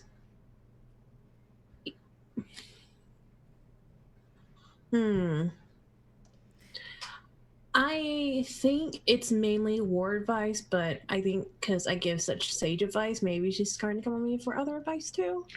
And for that advice, I'm like, oh. Now, They do say love is a battlefield, so. We're gonna throw in as many song references as we can at this point. I love it. So I have a question. No, considering that you and the queen know what your relationship is and that you're basically half siblings, is it a very kind of family relationship, or is it almost like a you are a threat to my You know the saying, keep your friends closer, your enemies closer? Mm-hmm. Yeah, I think it's that.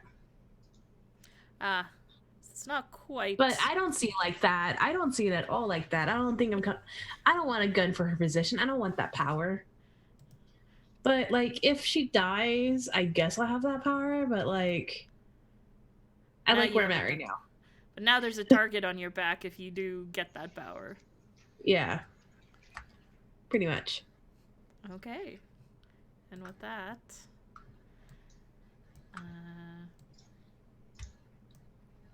what do you do for the queen that anyone else can do, and why does she make you do it? Huh. I think after the first, after my nibbling was executed, she makes me taste all the food. As a reminder of allegiance. That's pretty cold.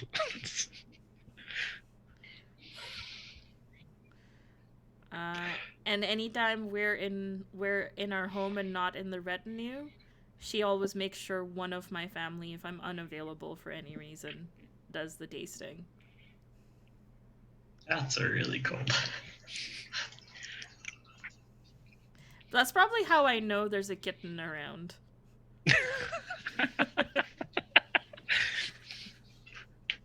You just found like a small little orange hair on like the side of the bowl once. Yeah. You just knew. Yep.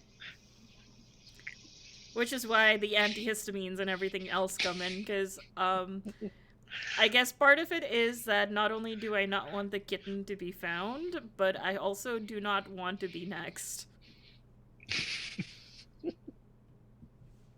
There's a little self-preservation going on. I mean, you gotta, like, you know. Yeah. Yeah, I think that's a good way to go. And Lud. Mm-hmm. All right. Oh God. Oh. The queen is not your queen. Why do you serve her anyway?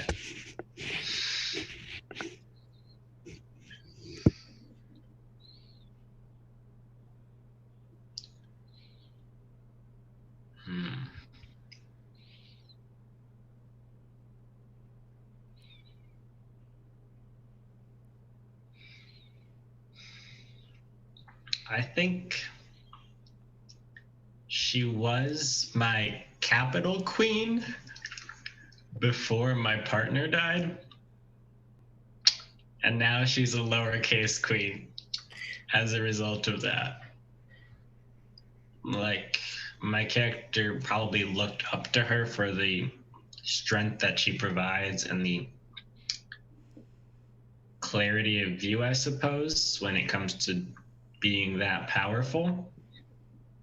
But when that happened and someone died as a result of it, that luster was lost, I suppose, and my character saw a little bit behind the strength of the queen. I serve her anyway because job security and pay is very important. And I have a very precise and refined skill that I cannot translate anywhere else. You live in a society. You just... Yeah. Well, you could always find some sort of a builder's guild or something. Yeah, I imagine they won't let me keep the maps that I've made, though. That they'll just like say, okay, you can just go out there and look for a job without the maps that you've worked on. You can't have your portfolio anymore. Okay. It was all under an NDA. Oh yeah, especially of battle maps and everything. You kind of have to wait until they're demilitarized 50 years later. Yeah. Yeah. All right, Kevin. You were summoned to a private meeting with the Queen once. Why did you feel disappointed afterwards?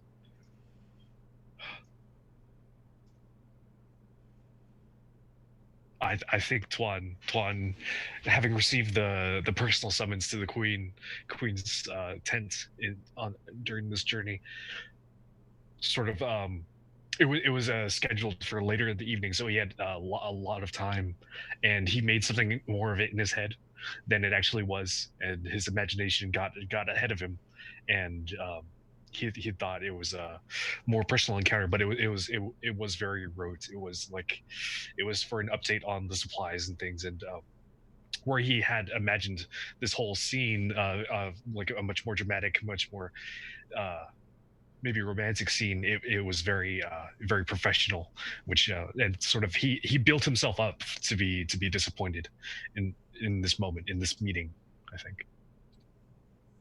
Good old anxiety. Do that way too often. Yeah. You're like, just tell me now. Don't let me sit alone with my thoughts. Yeah. All right, we're good. Oh, yeah. Wait. Yes, that's right. It's my turn. All right. How does the Queen remind you of her status while on the journey? I think it's something that's a lot more subtle between us. Like when she comes to me personally for counseling, she's always going to hold it above my head. That I'm the queen and you're not. I got the power and you didn't. I'm legitimate and you're not. And I think it's that sort of thing that she keeps reminding me of her status. I think that's just, she will always, no matter what, always be like, oh, but what I say is queen, or like just something just to make it like a little, just a little thorn in the side sort of jab. Yeah. I imagine even in like sort of more public meetings, like not private meetings, like she can do that even like with just a certain look. Like a look, yeah. Mhm. Like, yeah. Like, a look. Ugh, and it just like makes her like wilt in the inside, and she's like,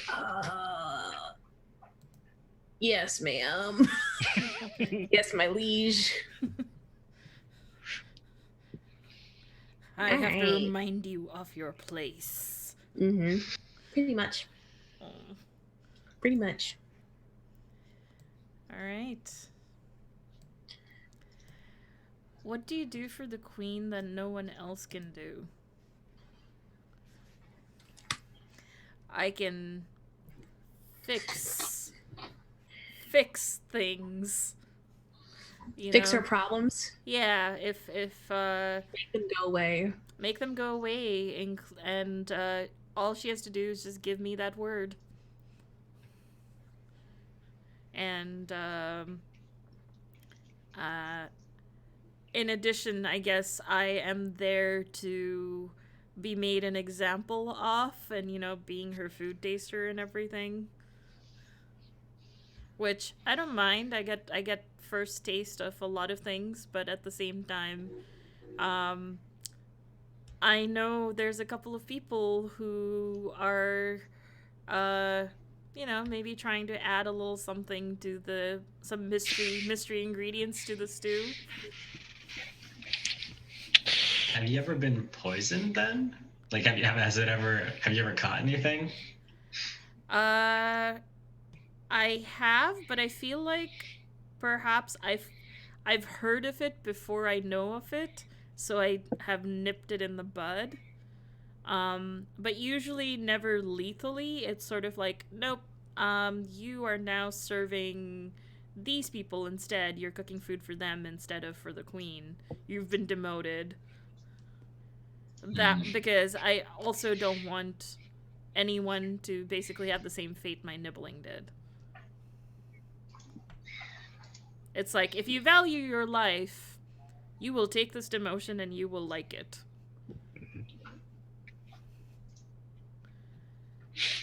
So yeah, I think that's what I can contribute. All right, Lud. Okay. What do you do to disappoint the queen on this journey?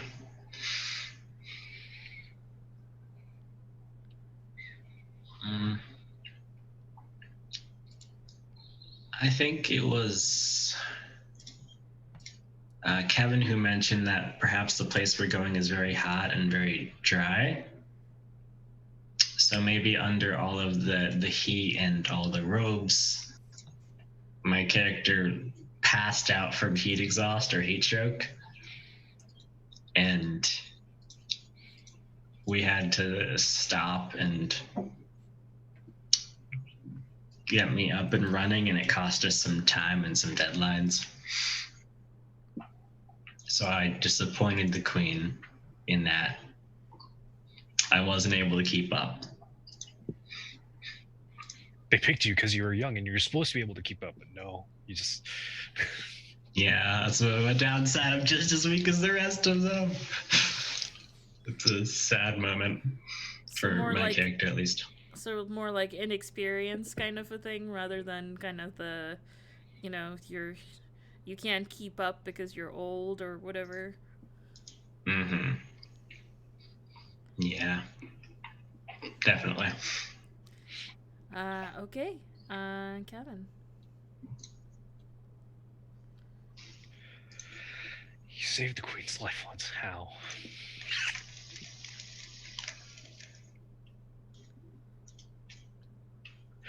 I accidentally threw out a batch of poisoned food that was meant for the queen.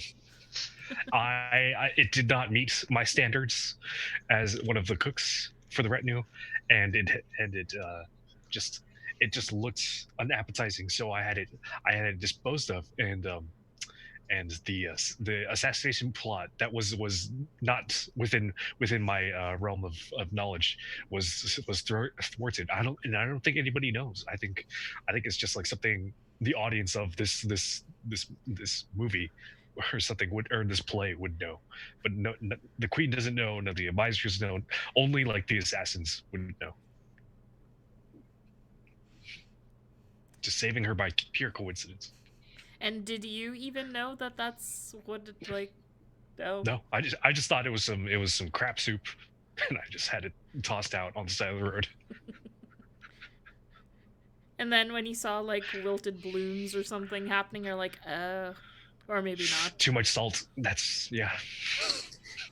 Because you just had like a little taste, so it wasn't enough to affect you. But like, yeah, it's not like a whole bowl. It was like a. Wasn't arsenic or anything. No. What is it? Is it bitter almonds or bitter walnut? It's something bitter something. Bitter I nut. think it is almonds. Yeah. All right, Morgan. All right, let's see here. Oh, you sometimes think you might be the queen's favorite. Why? Why does this worry you? Seems like a good card for you. Well, I think I might be your favorite because War Council, half sibling. Wait, no, I'm not even like really a half sibling because she's not even legitimate, is she? Well, who knows? I think we're half siblings. I assume we're half siblings. Yeah. So, maybe that's all of it. Why does this worry me? Just because of who I am and she may think I'm gunning for her power. She might want to try to get rid of me. I think maybe. I almost wonder if the secret I have is that you were switched at birth.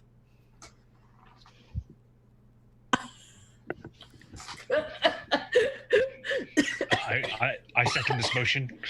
Oh God, dying. So technically, you are the legitimate child, and she isn't. Oh, oh.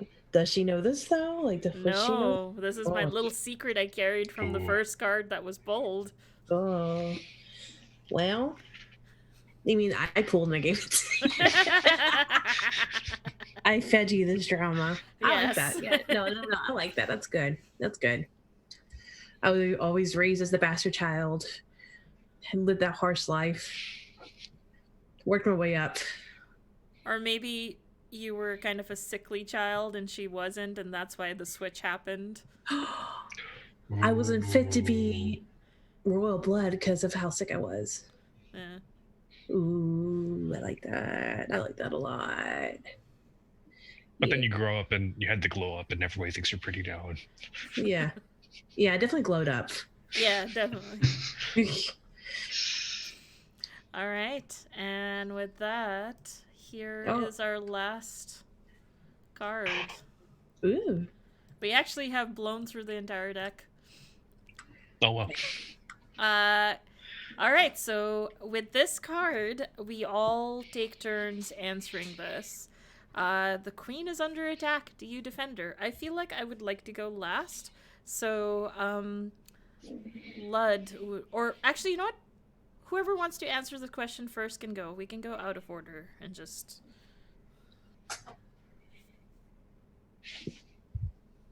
I guess I'll go first then. Okay. Do I defend her? I think at the end of the day,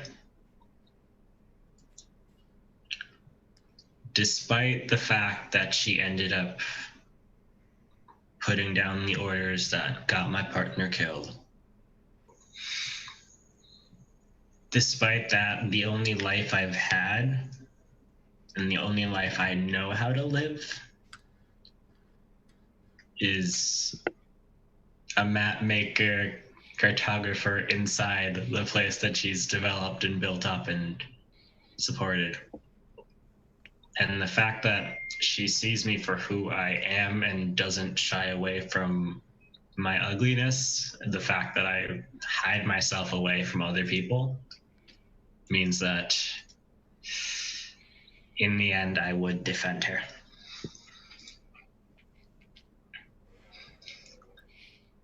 All right. Who's next? Who would like to go next? I prefer to go last, if you don't mind. Sure. Tuan does not defend her. Straight up, no. Why not? It's not in his job description. He's the cook. Like, he's not a warrior. He's good with a cleaver, but not with a sword. And he's got one hand. So, like, forget that. Like, That she gave you. yeah, exactly. Like, she let me keep one hand, but like she took the other away. So, no. So the question... It's not like out of malice that like he doesn't defend her. It's just like, no, it's like he's like he's a servant. Like he's not built for battle and things. He's scared. He goes and hides. He runs. Yeah. Okay, so he doesn't like let it happen. He just runs or like he doesn't like actively work against her or anything. But yeah.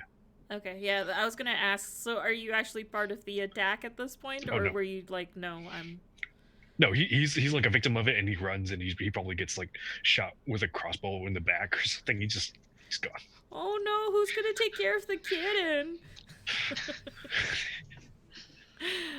War has many casualties, including cats. Oh. I think the kitten probably goes into the wild or something. Because I don't want to think about dead kittens. Yeah, fair. Yeah, the kitten just becomes a wild cat. Okay, then I'll go next because Morgan, you wanted to go last.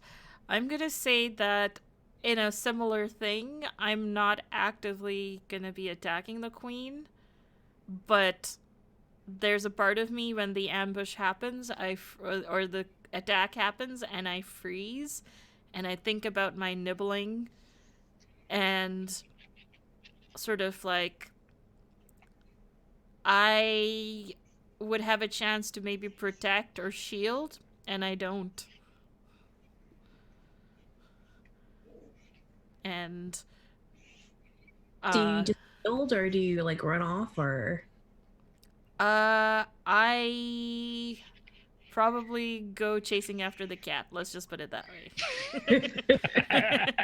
I'd be like, "Where's the cat? I'm gonna protect the cat."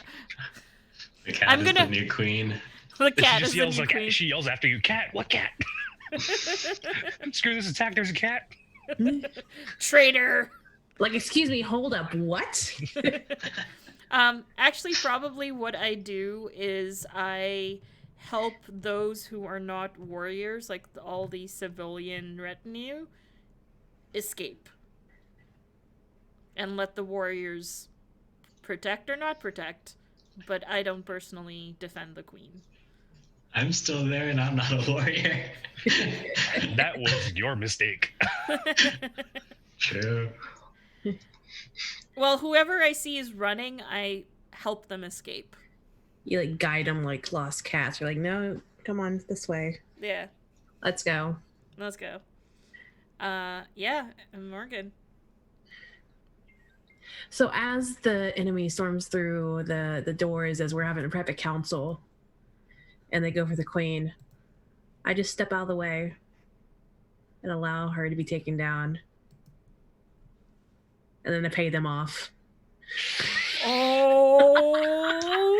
And I claim my spot.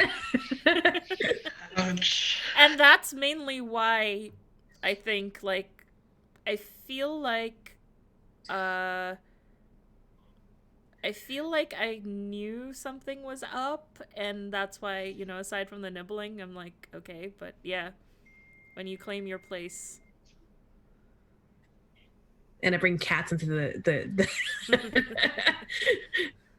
cats now become one of the royal pets. Are they protected under royal protection now? Yes. They're like with Egypt and like the cats back in the day. Mhm. Yes. But yeah, I don't defend her. So, Lud, the one out of the inner circle retinue, the only one who actually defends the queen, while the rest of us just watch her burn. I think I go down swinging, but it's not real good. It's just like a bunch of robes and a really big mess. No one can tell what's happening inside. Oh. Aww. I suppose that's as natural an end as my character probably imagined. And if you don't mind me sort of saying, do you have that scene where you finally reunited with your partner? Yes. What's that like?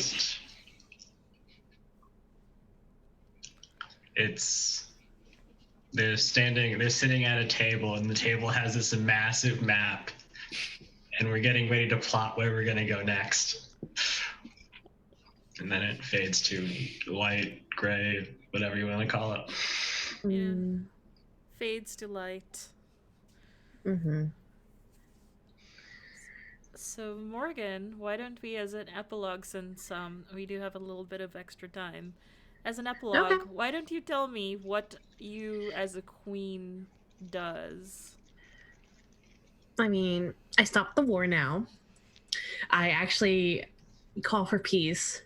Unlike our previous queen before, who was just bloodthirsty and and all for that. Who totally wasn't motivated by council to keep the war going or anything. What? No, we've tried to fight against her.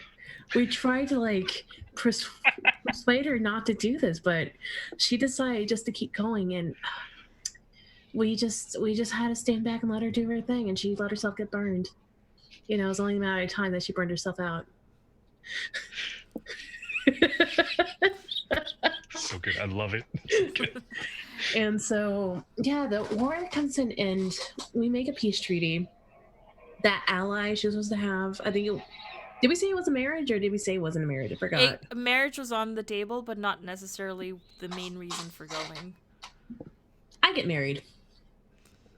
I get married to whatever power we're supposed to get married to, just because that's what was needed to bring the war to an end. And our royal wedding is just the cheer celebration that the country needs after a time of war. Exactly. You need a good celebration to lift morale and boost spirits. Commemorative plates. Mm-hmm. Like Princess Diana in like the 1990s. Was it 1990s or 1989 or 1980s, like early Yeah. 80s or something like that. whenever that happened, and like Yeah. when it was a big and just bring calmness to the land. Cats are a part of the land now. They're part of the wedding. Yeah, Part of they're the wedding. obviously the ring bearers. Like, Oh, oh, buddy. Is the stray cat? Is the stray cat one of the ring bearers? Mm-hmm. The little orange tabby. Yeah, little orange tabby's got a little pillow on his back. And he's just patting, and then he just flops in the middle of the thing because he doesn't know how to do things because he's not trained. Well, So someone has like a little cat wand that they're kind of leading the cat with. And it's just like lazily, just like in the middle of the walkway, not even like it's just like batting it. And Kevin, your character, do you survive? I feel like you might, but I don't want to take that agency from you. I feel like I was gravely injured, and I was gravely injured in the attack, and I think I ran away, and I sort of fled into this native country, and I lived in exile in the native country, road traveling through to the end of my days. I think that's how Tuan ends. Do you hear about the wedding? Do you go attend the wedding secretly or publicly? I think I keep tabs, and I see like an artist rendering of the aisle and the cat, and I smile, and but I just I throw away that paper, and I just walk into the market into the distance. What about you, Miriam? I think with the way everything going and figuring out who the actual bastard child is, and the switch and everything, those documents I have, you see as part of there's all these fires, wedding fire, I imagine there's these cheerful bonfires. I just take those papers, roll it up, and throw it in the fire. Yeah. That's a poetic way to do it. Yeah. And I don't know, what do you think? Would you keep me on as in my current job As royal taste tester? Well, not just as royal taste tester, but as my position of sort of the spy master, or one of the little Your actual job. birdies. Yeah. I think you did pretty well with that, so I think I will. Yeah. I mean, someone's got to look out for me and my well-being now, and especially after we had such a harsh queen, I need eyes on me just in case someone else tries to come after me too. Do you make me taste all your food? No, I have someone else that does that. I feel like you've done enough in your life with that. Does the spy master ever let Queen Mahik know of their actual lineage? No, because I feel that that's irrelevant to the country's best interest. I was just holding it as a means to a way, if the queen is against the country's interests, I will then use that document to serve the country, but otherwise, no. And I think another sort of moment is you see me walking past a little sort of memorial tombstone of my nibbling, and I just sort of pass by and put some of those blossom flowers on that grave. Oh, snap. Oh, dip. Oh, dang. With the one tear shed sort of a thing. Mm.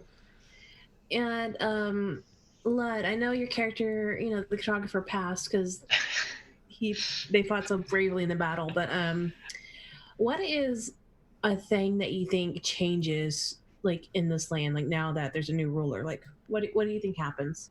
Yeah. Um, I like to think that while the queen had her downsides, she wasn't necessarily hated by everyone. It's just the natural progression of power shifting and things happen. So maybe my character's last stand, while realistically speaking was very ineffective, might have been dramatized a little bit. So there are more cartographers entering the world and learning about cartography and how to map out new and exploring things. They major in cartography, but they minor in swordsmanship too. Yes, a very practical skill. Yes. One that I probably should have picked up. Well, especially if you're on the battle lines, I imagine, it's almost like how you have war scouts or war journalists where it's like, you could be in harm's way. Yeah, and I also think that your maps that you've drawn, even though you've passed, I think they're actually sort of like emblazoned and like framed and like put up in the halls of the palace. Aww. Just in memory, yeah. Aww. Yeah, that's beautiful. I like it. And with that, that is for the queen. Yeah. Yeah, we have a little bit of time. If we want to talk about, maybe have a little debrief. It's such a funny word. Of like maybe sort of our roses and thorns a little bit of like what was your favorite moment or like memorable moment, and let's start with. Actually, let's start with Kevin. I've never called on you first. Yeah. I really liked Mahik's like sort of arc. How like through like the random props and things, like we came up like with the story that they were the beautiful advisor, and then we found out that that we thought they were the bastard, and then we found out they were the actual heir switched at birth, and then they became became the queen. Like that whole arc was so good. It was like that having come up like so organically through the prompts was really cool. Okay, and Morgan. I just love For the Queen because it's just a very I mean, sometimes the questions are hard because you don't exactly know where you want to take the story, but like once you get the ball rolling, I just enjoy just how we all play off each other, and that's, I mean, it's nothing in particular about the story itself. I just enjoy the snowball effect that we get to have. Yeah, and Lud, as a new player, to For the Queen, what do you think? I really enjoyed it. This is my first real experience of like a collaborative world building story game.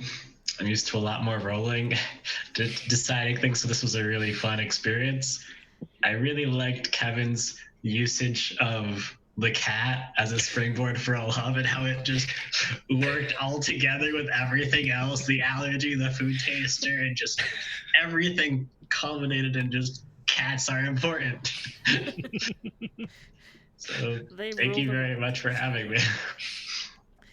Yeah, for me personally, like everyone else said, I love the way it was all organic and kind of like, and I love how For the Queen is by design set that way, where even if you're new players or even a facilitator, the one who decides to call the game and run the game, you get involved.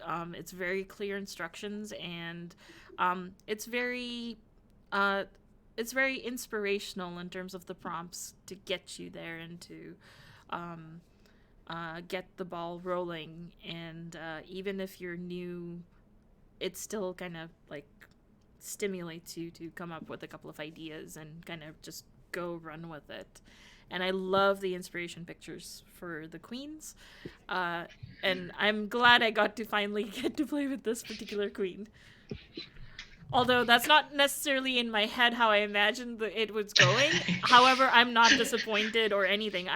It's not what I imagined, but at the same time, I absolutely adore how this whole thing went. Mhm. And yeah. So since we're getting close to, like, we still have about half an hour to go, we can talk a little bit about each other's. Like, why don't we go about where now we can find you on the internet, or what are your you know what? I will give you the space to talk about whatever you want, like where we can find you, what you hope to play in the new year or new decade. Oh gosh, it's a new thing.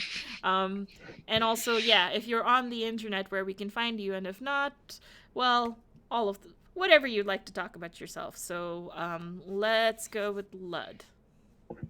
Okay.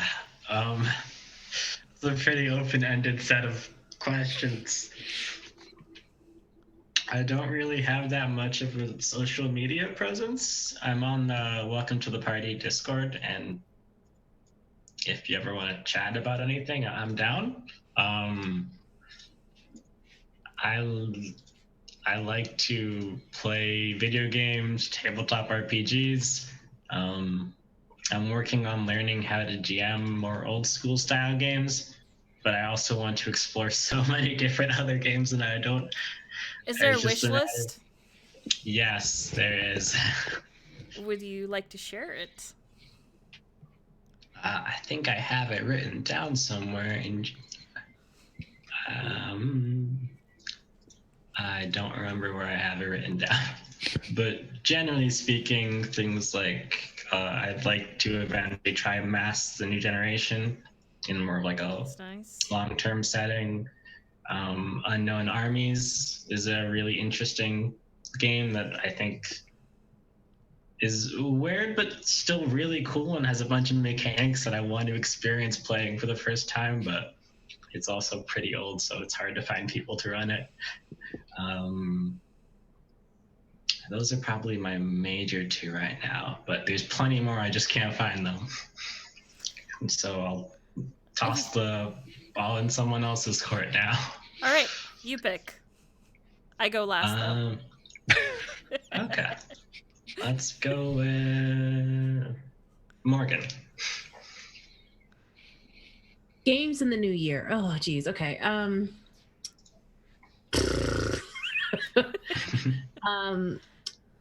I think once I finally get my hands on Nahuales, which is a Kickstarter about Mexican folklore, and Yeah. I want to play it, but I want the game first. But it's still in production. I'm like, give me this game. I want to play Swordfall because that seems like it's gonna be a lot of fun. Yeah. And I'm supposed to get Auron. I'm really bad at pronunciation. I don't know which one it is. I haven't actually heard it being said, so I don't know. Orun. It's another Afro-punk game. I want to play that as well. I think I just got Bite Marks, which is a Powered by the Apocalypse Werewolf Pack game. Ooh. And I'm excited to run that eventually. We'll see when. And play that. What other games? I think I'm lined up to play some games in the upcoming year, but I can't say what they are yet because we haven't started recording, so like I can't give any of that away. But they're gonna be fun. I'll let y'all know whenever it happens. I just want to stop playing as much D&D as I am, which probably won't happen. But like, maybe one can hope. I play a lot of D&D. It's a system that everybody knows and all that. I'm just like, I want to play other systems though. Like, I just want to play more stuff that's not just D&D. I feel that on a very emotional level. Yeah. I'm in 5 games right now. Oh.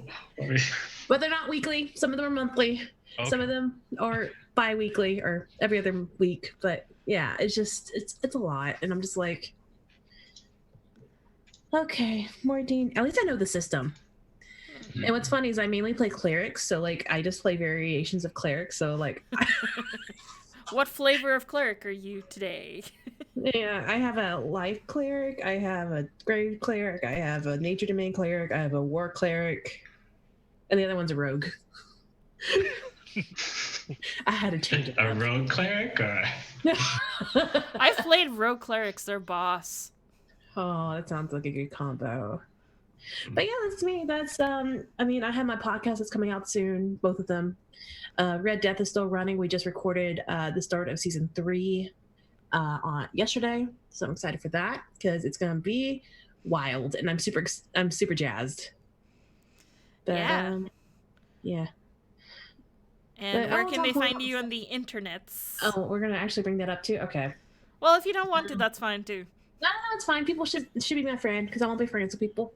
You can find me on Twitter and Instagram at Serena Bezos. That's SirenaBesos. And it's on That's the where you can screen. find me. Yes, it's down there. That's where I talk about dice, games. You know, being a good ally to PoC and queer folk, and the intersection between those. Internet. Talking to you. And I don't know. I don't really know how to use Twitter that well yet. It's been a year and I still don't know how to use it. So, yeah. And my Instagram's mainly just dice photos. So, like, yeah. Shiny math rocks, the click clacks. Look at my new ones I just got though. They're the candy cane one from Ice Cream Dice. You just Yeah, you're gonna have to just wait till it focuses a little. Yeah, there we go. Ooh, They're pretty. Yeah. And they got some glitter in the red. It's like, okay. Nice. Yeah. Okay, but that's me. I do a lot of stuff. I do a lot of podcasting. I do a lot of one-shots. If you want to see me, I am actually part of doing Feature Condition Gaming on Wednesday at Nice. 9 p.m. Eastern, and we're playing Forbidden Lands. We're basically picking up where we left off in June, and I'm like, who's my character again? I forgot. It's been like 7 months since I played her. But yeah, that's me. That's what I do. All right. Kevin. Tag you're it. I'm Kevin. You can find me on Twitter and Instagram at knickknack. Knitting, not like knickknack, just it's thing. And you can follow me if you want to see pictures of painted minis. Like right now I'm working on trying to turn paint in, like, make flat paint look like metal when it's not metal and things. So that's fun and interesting. And hopefully you'll see more of me on here on 3V, and games I want to play. I want to play Root really bad.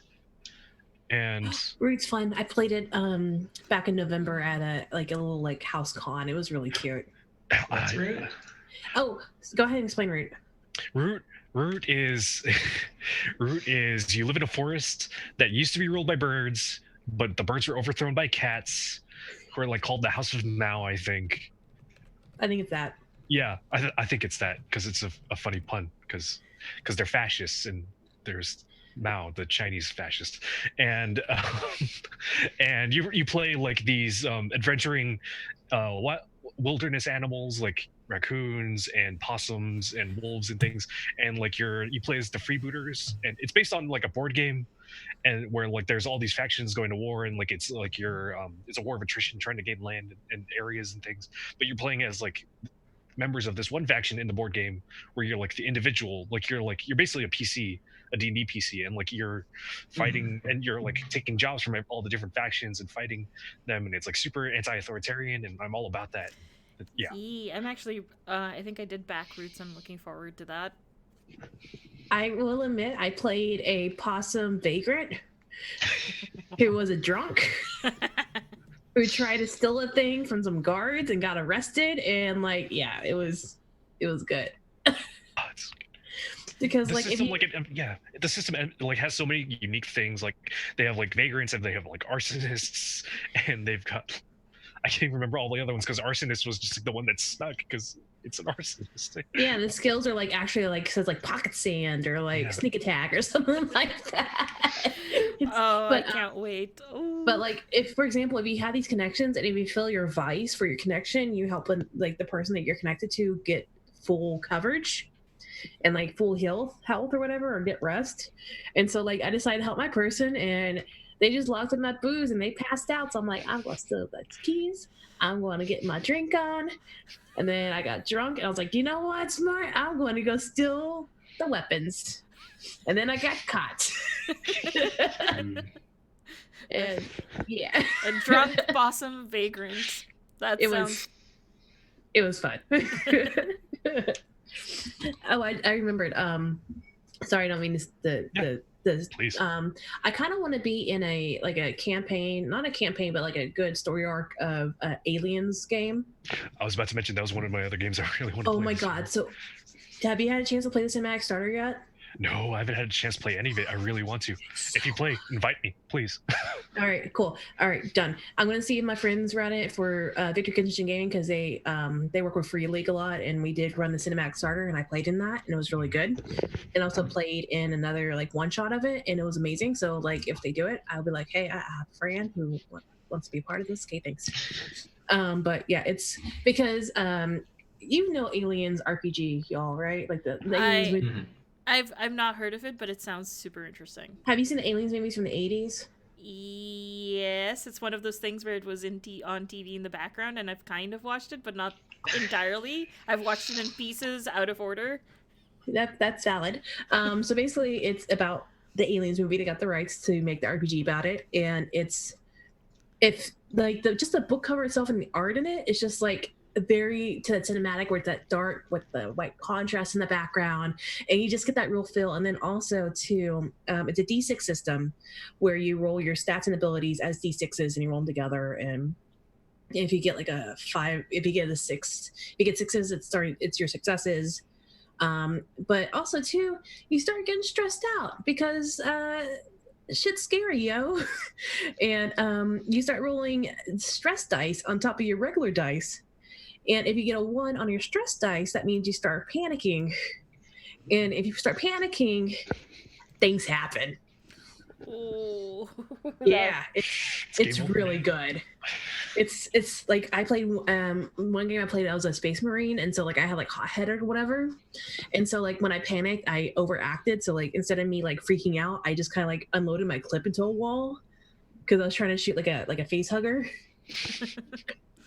It's just that very cinematic feel because you get the as you turn and look, you just start and you see this like gory scene in front of you. Take a stress because you're stressed out now because you just witnessed such a thing. And it's like, ooh, okay. So every time you roll and you get more stress, you're like, oh no, I'm gonna break soon. So also I want to play Dread. People who live near me, let me in a Dread game. Okay, thank you. I want to play Dread. I never played 10 Candles in person too. Same. Those two games. Or just combine the two. Oh, that would be. Dreads. I feel like that's a good big bad thing to try to set up. A Dread 10 Candles thing. Fun. Yeah. I mean, I would run Dread at Big Bad Con. I mean, I never played it or ran it, but I totally would. I feel like it's not, if you know how to run other games, like it's pretty easy to jump into. It's got the one mechanic and you just kind of riff off. Yeah. All right. Yeah. So sorry. Kevin, did you mention did you plug yourself? Yeah, I plugged myself and I want to play Root. I want to play Alien. I always want to play Burning Wheel, but I can never convince anybody to. Yeah, there's a bunch of other games I would like to play besides D&D, but that is the thing. I love D&D. It's just I would like it to not be the end all be all of my gaming in person anyway. Yeah. Yeah. All right. Well, I think I will just quickly plug myself, and then we will say goodbye. So I am Miriam.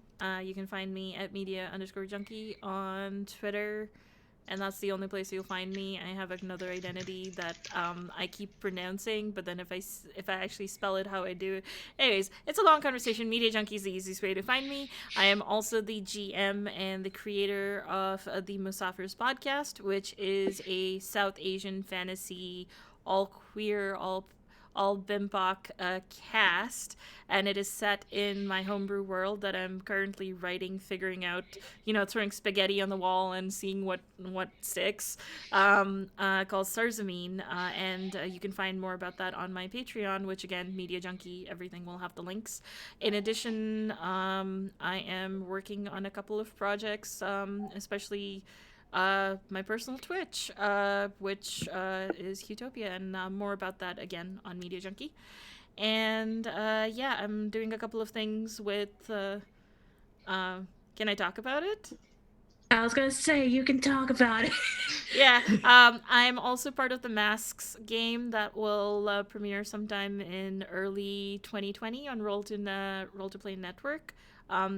It's called Powered by the Players. Yeah, Mm-hmm. yeah. So the series is like powered by the players, and I'm in that as well.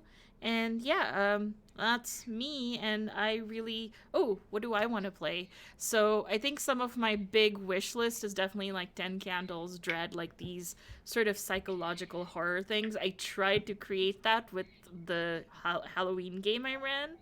I don't know how successful I was with that. That sort of like intense horror. It was more about relationships than horror. It's very emotional.